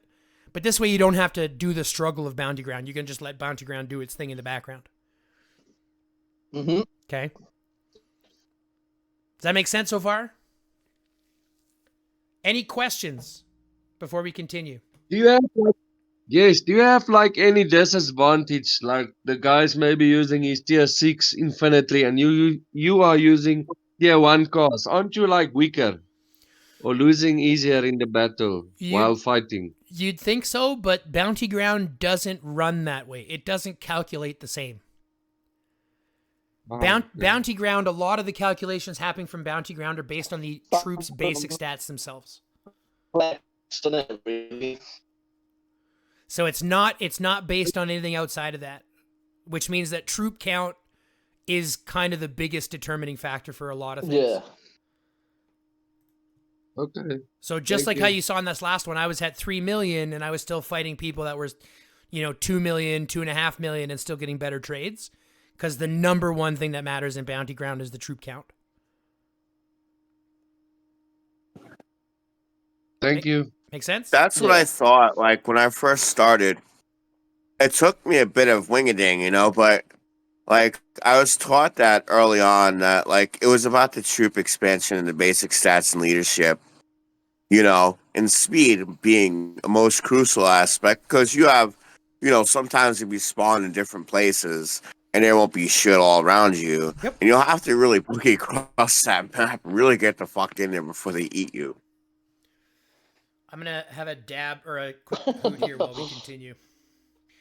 I need to smoke. Because when I first started, I literally like ugly cried because I couldn't stand like bounty ground. They were all bullying me. Yep.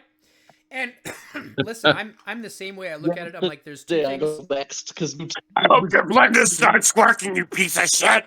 Well, it's like Water War and Bounty Ground. Both of these events are like super annoying, but so good for resources. So good for rewards. Oh.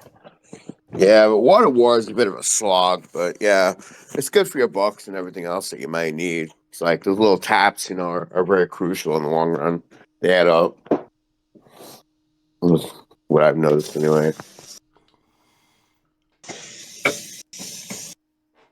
Okay, so we've talked armament sets, we've talked heroes, we've talked about survivors a little bit. I still want to talk more into that. We've talked about troops types. Next thing I want to talk about that people need to know about is beasts. You guys ready for this one? Yeah. Don't sound so excited, homie. I have a question. Hi, guy. What are you wearing? Some gray sweatpants and a black t-shirt. Are you really trying to showboat that advertisement, ain't you? Yeah, that's right. Gray sweatpants, baby. Okay. Sweater for that, man. Yes, sir. Let's talk So beasts. much you're working with. It's what the women want. Let's talk What the women beasts. live for. Now, when it comes Let's to go beasts, do you guys know how beasts work? Nah, it beats me. I don't think anyone on my team knows how to go. No one. Okay, so let's talk about beasts. First things first. Beasts are entirely inclusive within their own system. What that means is all of the attributes that we're talking about, the combo, the crit, the counter, combo damage, crit damage, counter damage, all this stuff, this does not, I repeat, does not affect your heroes or your troops. These are two independent battles that are happening at the same time. Okay? So when your troops meet another in battle, your troops are fighting each other, and the beasts are independently fighting each other. Now the beast... Pardon? Makes sense. Now the beast, once your HP is gone, counterintuitive, it will still deal damage. So your HP of your beast is simply a prevention measure from taking additional damage. Okay? But the beast doesn't deal direct damage to your troops. So even when we talk about attributes, if your beast is dead, I'm not dealing combo damage to your troops. I'm not dealing crit or counter to your troops. I'm dealing it to the beast, and the damage is being calculated after. It's all within its own system. So anytime you see anything where it says crit damage reduction or combo damage reduction or counter damage reduction, counter specifically, you know how we have counter damage in our game? This is not influencing your troops' counter damage. Mm-hmm. Okay, this is not influencing your troops' counter damage. This is simply related to the counter skill in the beast side of things. Okay? So the biggest thing to understand is that these work independently of each other. Yep. Now, we ask ourselves, well, what do these attributes mean? Well, if you go into your attribute section here, and you go up to your top and you click the question mark here by special attributes, this is going to pull up your description of how these attributes actually work. Okay? So first and foremost, when your biochemical beast deals damage in battle, they may trigger a critical hit based on their crit number. When a critical hit is triggered, the damage will receive a crit damage bonus. Otherwise, or unless otherwise specified, status damage cannot trigger critical hits. Status damage is detonate, or like detonate here is a special one, or corrode is a special one. These are status Question: effects. what is Yep. corrosion damage? Corrosion damage is basically additional damage on side of this. Okay, so the water beasts have something called corrode, and it's basically just an additional type of damage. Okay, so if we look here, Clamping Claws, for example, deals damage to the target every 3 seconds at 140 and has a 50% chance to inflict corrosion on the target, dealing corrosion damage to the target over those same 3 seconds at an additional multiplier. So it's just an additional damage, additional triggering mechanism. Okay, but it's different from active, or it's different from counter, it's different from combo, and it's different from crit. These kind of stand alone on their own. Does that make sense? Yeah. Whoever asked that question, does that make sense? Yeah. I'm currently taking a piss, but yeah, I'll confirm that. Okay. It just means that it's an additional damage factor. But the 3 skills that we want to worry about are combo, crit, and counter. Okay? So crit, whenever you deal damage in battle, you may trigger a crit. Whenever your beast deals damage in battle, they may trigger a combo based on their combo percentage. When combos are triggered, biochemical beasts will automatically use their active skill 1 additional time. So if, for example, this beast, my hammer pangolin, provides crit and counter, doesn't provide combo, so why do I have so much combo here then? Because it's not specific. Combo directly states it's going to trigger my active skill 1 additional time. My active skill has the chance to deal critical hit. So combo can cause crit. Do you see what I'm saying? They're not independent, they work together. Okay? But here's the biggest factor. When we look at these percentages, right? We look at the numbers here, we look at the numbers inside of the actual trigger, or in the actual stat, converts to a trigger rate. Okay? So the people ask me, well, how do I know what attributes to put on my beasts? How do I know what beasts to pair them with and all this kind of stuff? Once you understand the system of beasts, it becomes very simple. Okay? Each beast has 2 ways to increase their attributes. You can increase their attributes via their pristine life, which is done here through their potential, or you can increase their attributes via chips. Now, chips are the easiest way to do attributes, and it's the easiest way to get a lot of attributes. Okay? I'm getting 500 from this one chip. Okay? So it's an easy way to get a lot of attributes. Whereas the base core attributes of the beast, the crit and counter that you get from pristine life, are incredibly hard to get. Okay? But this becomes our concept. Once we look at these attribute numbers, okay, we're going to do a little bit of math. Combo, 505. So 505 points of combo equals a 45% trigger rate. Okay? So theoretically, if I had half as much in my crit, right, because 257 is pretty close to half of 505, you would think that my crit rate should be half as much, correct? Well, guess what? It's not. It's much more than that. So what this tells us is the more you hyper-focus one individual stat, the less effective that stat becomes. Do you see what I'm saying?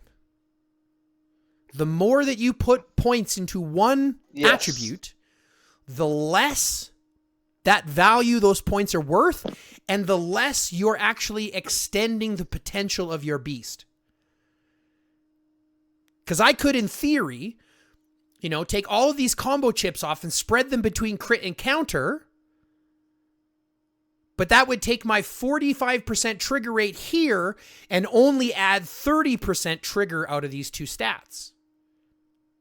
Right?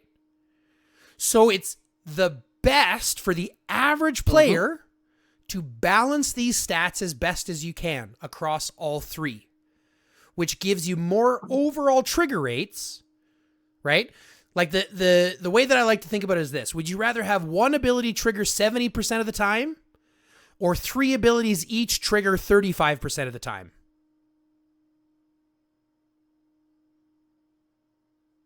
Like what's better?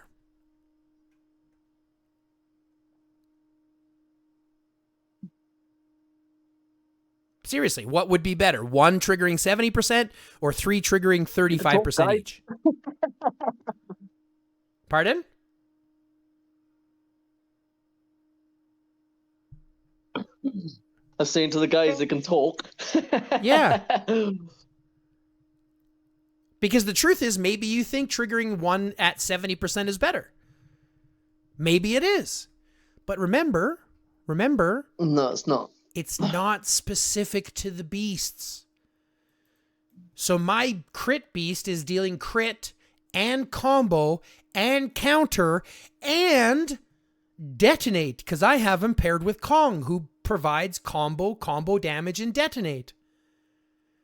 So my pangolin, which is also something I come back and look at these reports, right? What's detonate then? Detonate is just like corrode. It's just another type of thing where it's going to do additional damage. Right? But I look at, and so I asked myself, well, what's the biggest deal? Well, let's look back at some of these reports, some of these rallies that I have where I'm doing How much that King Kong cost you? Total like 400, I think. Something like that. But we look here, right? And theoretically, his range beast should be doing better than me on his rally. Especially because he's got two of them paired together. But I'm doing more beast damage than him. Well, why is that? Literally, it's because of the attributes that I'm running. Because of the way that I'm pairing those attributes together, I'm able to put out, in a lot of these situations, twice as much beast damage as he does. And this guy's way stronger than me. But my beast is dealing twice as much damage. Now, you're going to ask yourself, well, what does that actually matter? Because it doesn't tell us how much this actually does in troops, right? So it kind of sucks. But if you go through the combat log, okay? Actually go through the combat log. Let's go halfway through the battle. Let's go here into, a minute in? And let's look through, we're going to go 60 seconds. Let's see if it's still there 60 seconds. Boyd Warden. And we got Cedric's attack. We got Boyd Warden. Rage.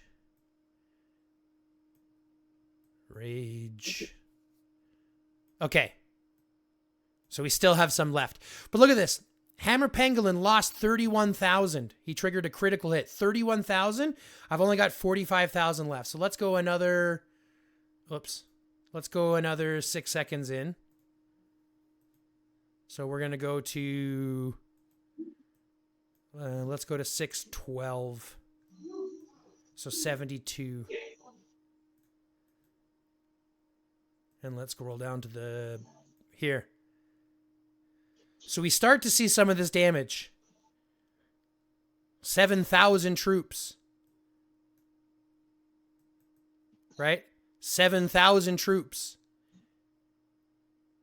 in 6 seconds. So 8,000 troops every 3 to 6 seconds. Right? Just from beast damage, not including the regular stuff that they're doing. And that's if they're not critting and they're not doing bonus stuff.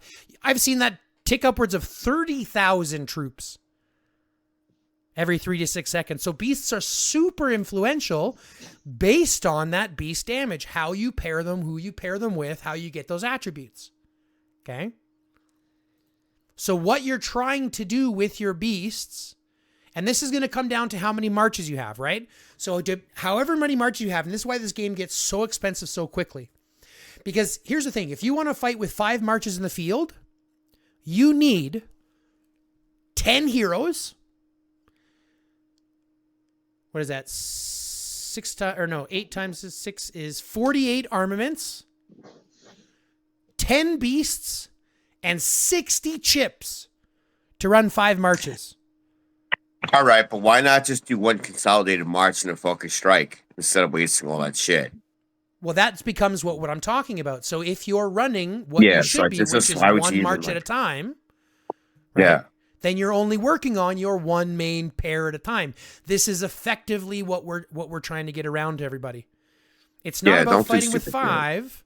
We want to be smart, right? We want to fight smart. Use what's going to be the best for our abilities. So even when it comes to beast, it's the same. So I'm going to pair my pangolin and my Kong together because this is my strongest line. And I do that for my garrison because that's what I do. And then there's a couple of tricks. You know how we talked to armaments, how they add to your battle rating and your might and stuff like that? If they're, or not, they don't add to your might, but they add to your battle rating just by being in the bag. Right. Well, the game will naturally count your 10 strongest beasts towards your might. Okay? So this is why we still have to be conscious and aware of those 10 beasts, and we still want to match them together because you're still going to have to technically run 5 marches in Arena or in Beast Frenzy or things like that. Like there's still situations where you're going to run 5 marches. Yeah, it goes to your squad total. Yeah, right. But say guys got like 150 in each line, that's going to total to your battle overall rating and your win ratio. So well, not only that, but I mean, like here, if I'm doing the Arena, for example, I'm still have to have 5 marches. I can't just have 1 march in my Arena, right? So I still have to have 5 marches. But in reality, you think about it like everybody else. Not everybody else is going to have 5 marches too. So in my situation, I've just put my 5 infantry, and I run 5 infantry in my Arena. Do I lose to people who do 5 ranged? Yes, but who cares? Yeah. Right? So I'm still going to put 5 in here. If I didn't have 5, I would still put in my riders and my ranged if I didn't have choice. I would still put my riders and my ranged in here. Right? So you're still going to use it from there. But the point is not necessarily to win these rewards because these rewards aren't the best. They're good, but they're not the best. You get superb choice up at the level I'm at, but it's hard to stay here. So, and you're not getting very many every single week. So it's good, but it's not great. You see what I'm saying? Well, for starters, I was doing like my defensive fabric and just upgrading my ranged gear, basically focus fire on where I'm going to go. So I started off simple, just gathering the littlest things I could, just accumulating what I could to get the most max efficient rewards I could in the output at my level. Right. And that's kind of what we want everyone to be doing. But there are some ways that we have to be conscious and aware of that. For example, in your Arena store, the first thing everyone should be buying out every single week is the honing chips. Honing chips are the most important thing. Yeah, your rerolls. In determining your overall might of your march. So those honing chips should be number 1 every single week, the first thing that you get, right? You could also get them from the trucks too. Yep, get them from trucks every day. You want to hyper focus getting those honing chips as much as you can because that's going to determine how fast you can grow your marches and things like that. Okay? Right. So again, but when we're talking beasts, so I pair my top 2 together to make my best line, but then I look at my next ones and I'm actually going to pair them counter to what their number is because I want my 4 next marches to be as balanced as possible, right?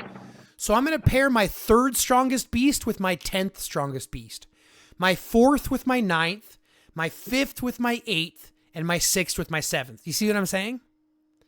So that those 4 marches that I'm not focusing on are going to be as balanced as we can make them be. Okay? Yep. Does this make sense so far? Yeah. Okay. Taking a minute. I get it. Now, if you have the blue and green beasts, everyone should be having these. They come out so fucking much. You should have a lot of them. What you shouldn't do is level these up. I don't want to see any levels in these. As you'll see, mine are level 1. They're not even copied. Every time I get a copy of these guys, I'm dismantling it and using frags inside the store to get the fragments that I need. I've been ranking them up. Fuck. No, you don't want to do that. Because here's the thing. Sorry. The game will count your top 10.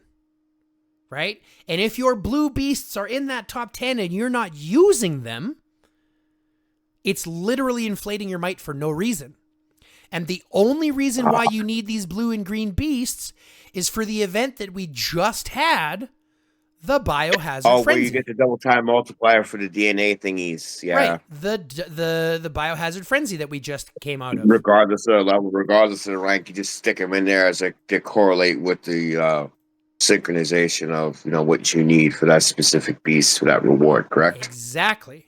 So you need them for that, Here's- but that's all that you need. Okay, that's all that you need. Gotcha. Okay. I did. I tried. I couldn't get him. Okay. Anyways. I can feel the stress piling in your voice. It's a lot of things. Don't worry about it. Okay. So you'll be fine. So then like I said, I match the 3rd strongest with the 10th, 4th with the 9th, and so on. And then I'll pair those with my marches just as I need them, right? Based on your strongest march and then going down from there. But outside of that, right, my blues and my greens, I keep level 1, no copies, and I keep dismantling them because there's no need for these. These will never be any better than you'll never even use them in your marches, especially with how fast and how often they're giving out purples. Like your level 2 purples are always going to be better than these even at max level. Okay? So these are never worth it. You'll get the other ones. You do want to get 1 copy of everything, right? Kind of your goal is to have 1 copy of every beast and then work on your top 10. But what I suggest doing every 3 to 6 months, right? Especially if you're a free to play or low spending player, every 3 to 6 months, come through here, disconnect all your beasts, okay? Disconnect all your support beasts, take off all your chips off of everything, and readdress where your beasts are, because over the next 3 to 6 months, you'll get fragments for beasts. You'll get and upgrade different beasts, and maybe the game will give you new frags for beasts that you didn't have before. Right? So every 3 to 6 months, come back through and reevaluate your beasts. Does that make sense? Yeah. Okay. But again, the beasts, the biggest thing to understand with the beasts is that they are independent inside of their own system. So you don't have to worry about, like, who do I put them with? Do I have to put physical with? Like, the only thing that matters is that physical, the rally beast, is the bull, and the pangolin is your garrison beast. You do not want to garrison with a fire. You do not want to garrison with a water. You do not want to garrison with a grass. You want to garrison with your hammer pangolin. If you have to, you can still garrison with your undead bull as well. If you have to. But you always want to do it with Yeah, that's your what I started pangolin. with before I had the roly-poly one. Yeah, you can do it with your bull, but you want to do it with your pangolin. Outside of that, it really doesn't matter. It's going to be whatever the game is going to be nice enough to give you. If it gives you fire beasts, use your fire beasts. If it gives you water beasts, use your water beasts. Okay? Outside of that, just use what the game is going to give you. Unless you're going to drop a lot of money on chips and shit, let the game give you what it's going to give you. Okay? Any questions about beasts? Because that's pretty much it. They really are more simple than what you think. And the easiest way to pair them is with the counterparts that you're trying to pair them, like you're trying to get out of it. So I know that, I'll give you an example. This hammer pangolin provides crit and counter by itself, right? As I level it up, it will provide crit and counter. So if I put combo on here, I'm introducing combo, crit, and counter Now, it just so happens that Kong provides combo as well. So I paired my Hammer Pangolin with Kong. Okay? Mm-hmm. I could also pair it with General Crab to get combo and Corrode, which is another one of my favorite picks. I like the Pangolin with General Yeah, I Crab. see a lot of higher players using that crab. The General Crab is great. Right?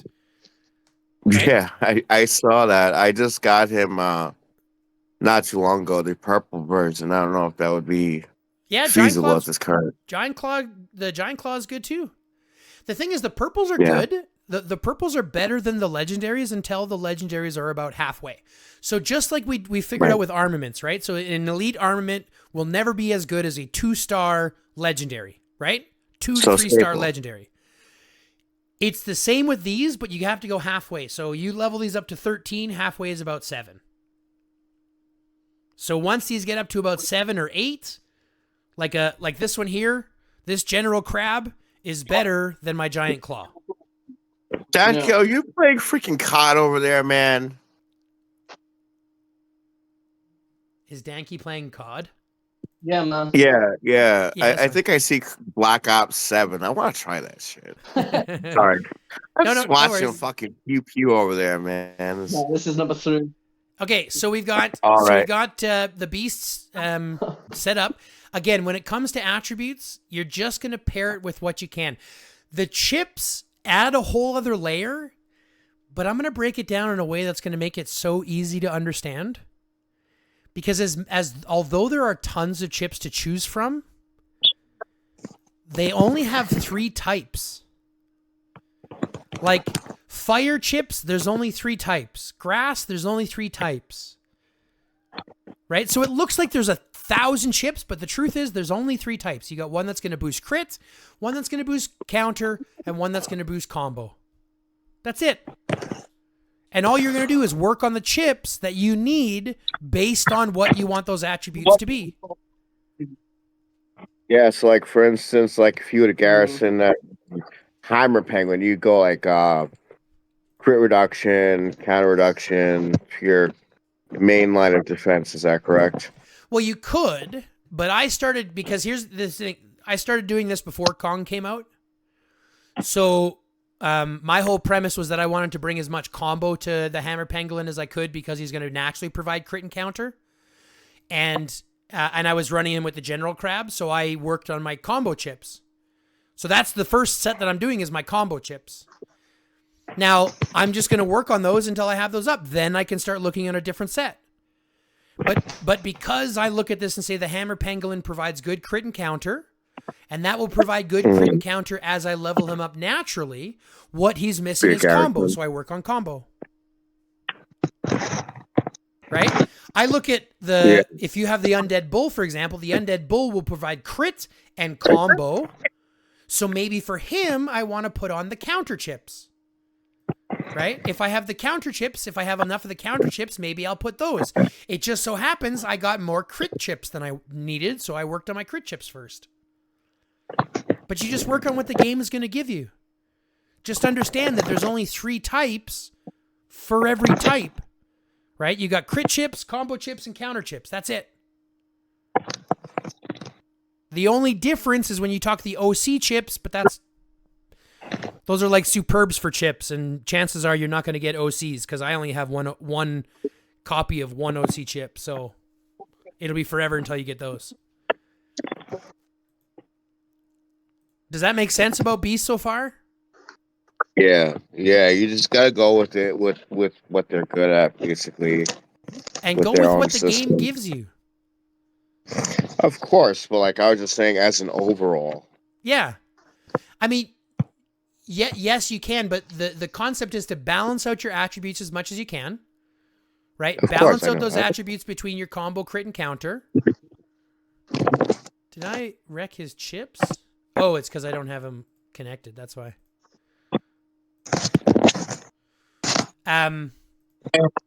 Balance your attributes as best as you can across all 3 and simply work with what the game is going to be giving you and within those 3 sets of each chip types. Okay? but it really is not any more complex than that. I know it sounds like it looks way more deep than it is, but the system is super, super basic. The beasts deal damage to beasts. When the HP is gone, they deal bonus damage to your troops. That's it. Okay. Any other questions about beasts?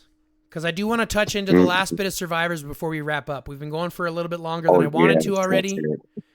But I want to talk about survivors before we wrap up. Yep. Okay. So we've talked a little bit about managing survivors, the Doomsday Bond, and things like that. That's it. But there's one thing I want to talk about, which is your tactical team. Okay? Yes, please. Because your tactical team has a lot of potential in it, a lot of untapped potential that a lot of people don't understand how it works. So let's talk a little bit about it. First and foremost, you're going to notice you have two different types. You've got the ironclad, you've got the recruits, pardon me, and then you've got the elites. Okay? Now, what's the difference between the elites and the recruits? It simply comes down to this final spot here. The elites have a capability to employ a special survivor. There are only 3 special survivors. You've got James, you've got, I think her name is Anna, and then I think Fawn is the other one. Yeah, Fawn is the other one. Now, these heroes have 2 attributes. And when you put these heroes in this slot, they will activate both attributes. Okay? Even though, whoops, that's got a connection interrupted. Hold on a second. Even though that hero has a rider attribute on it. Hello?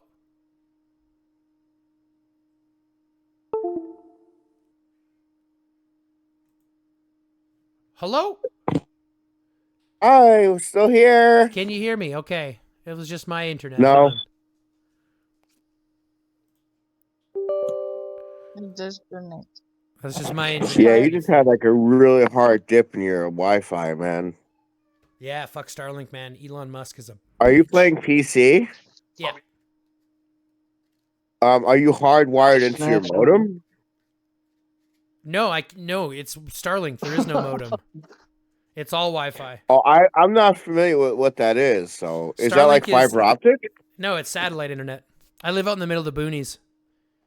Oh God. But it's Starlink. It's the Elon Musk one. So it's pretty good. Ooh. It's pretty good. Star Trek.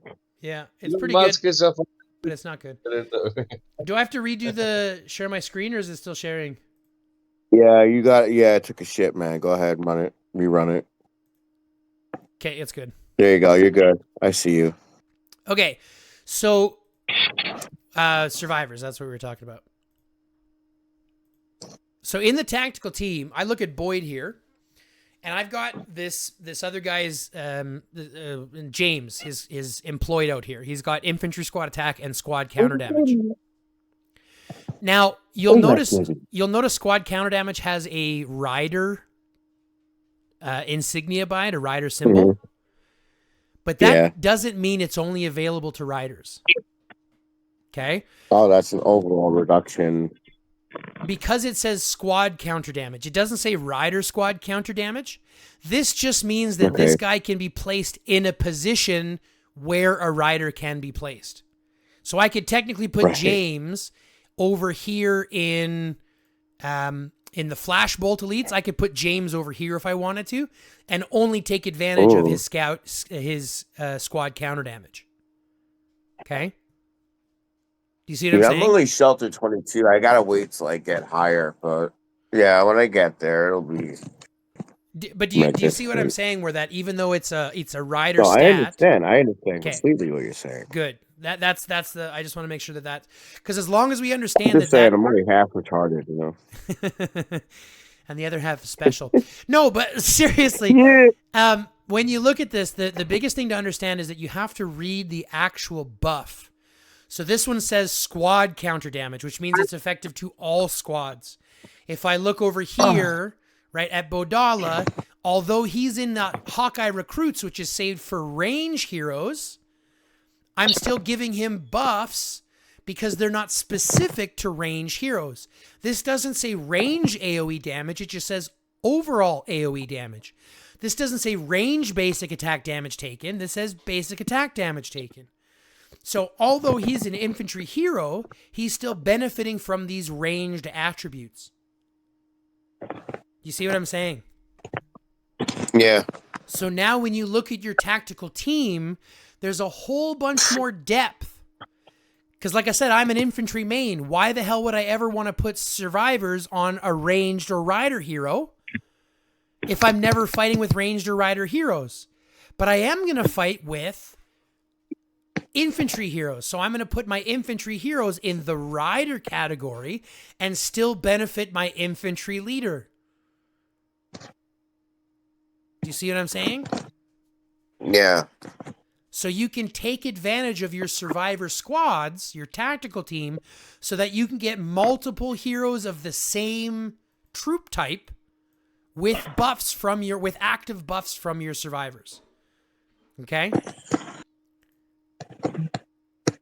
So this is kind of going to wrap it all up, but this is kind of a situation that says it's a lot to digest. There's a ton of information we've gone over, but it really is kind of the basic be-all and end-all information that you kind of need to know to be as lean as you can be, hit as hard as you can be, and get the best trades at being as efficient as you can be. Unless you're prepared to, drop your next, paychecks and plural into the game, we want to be as cheap as we can.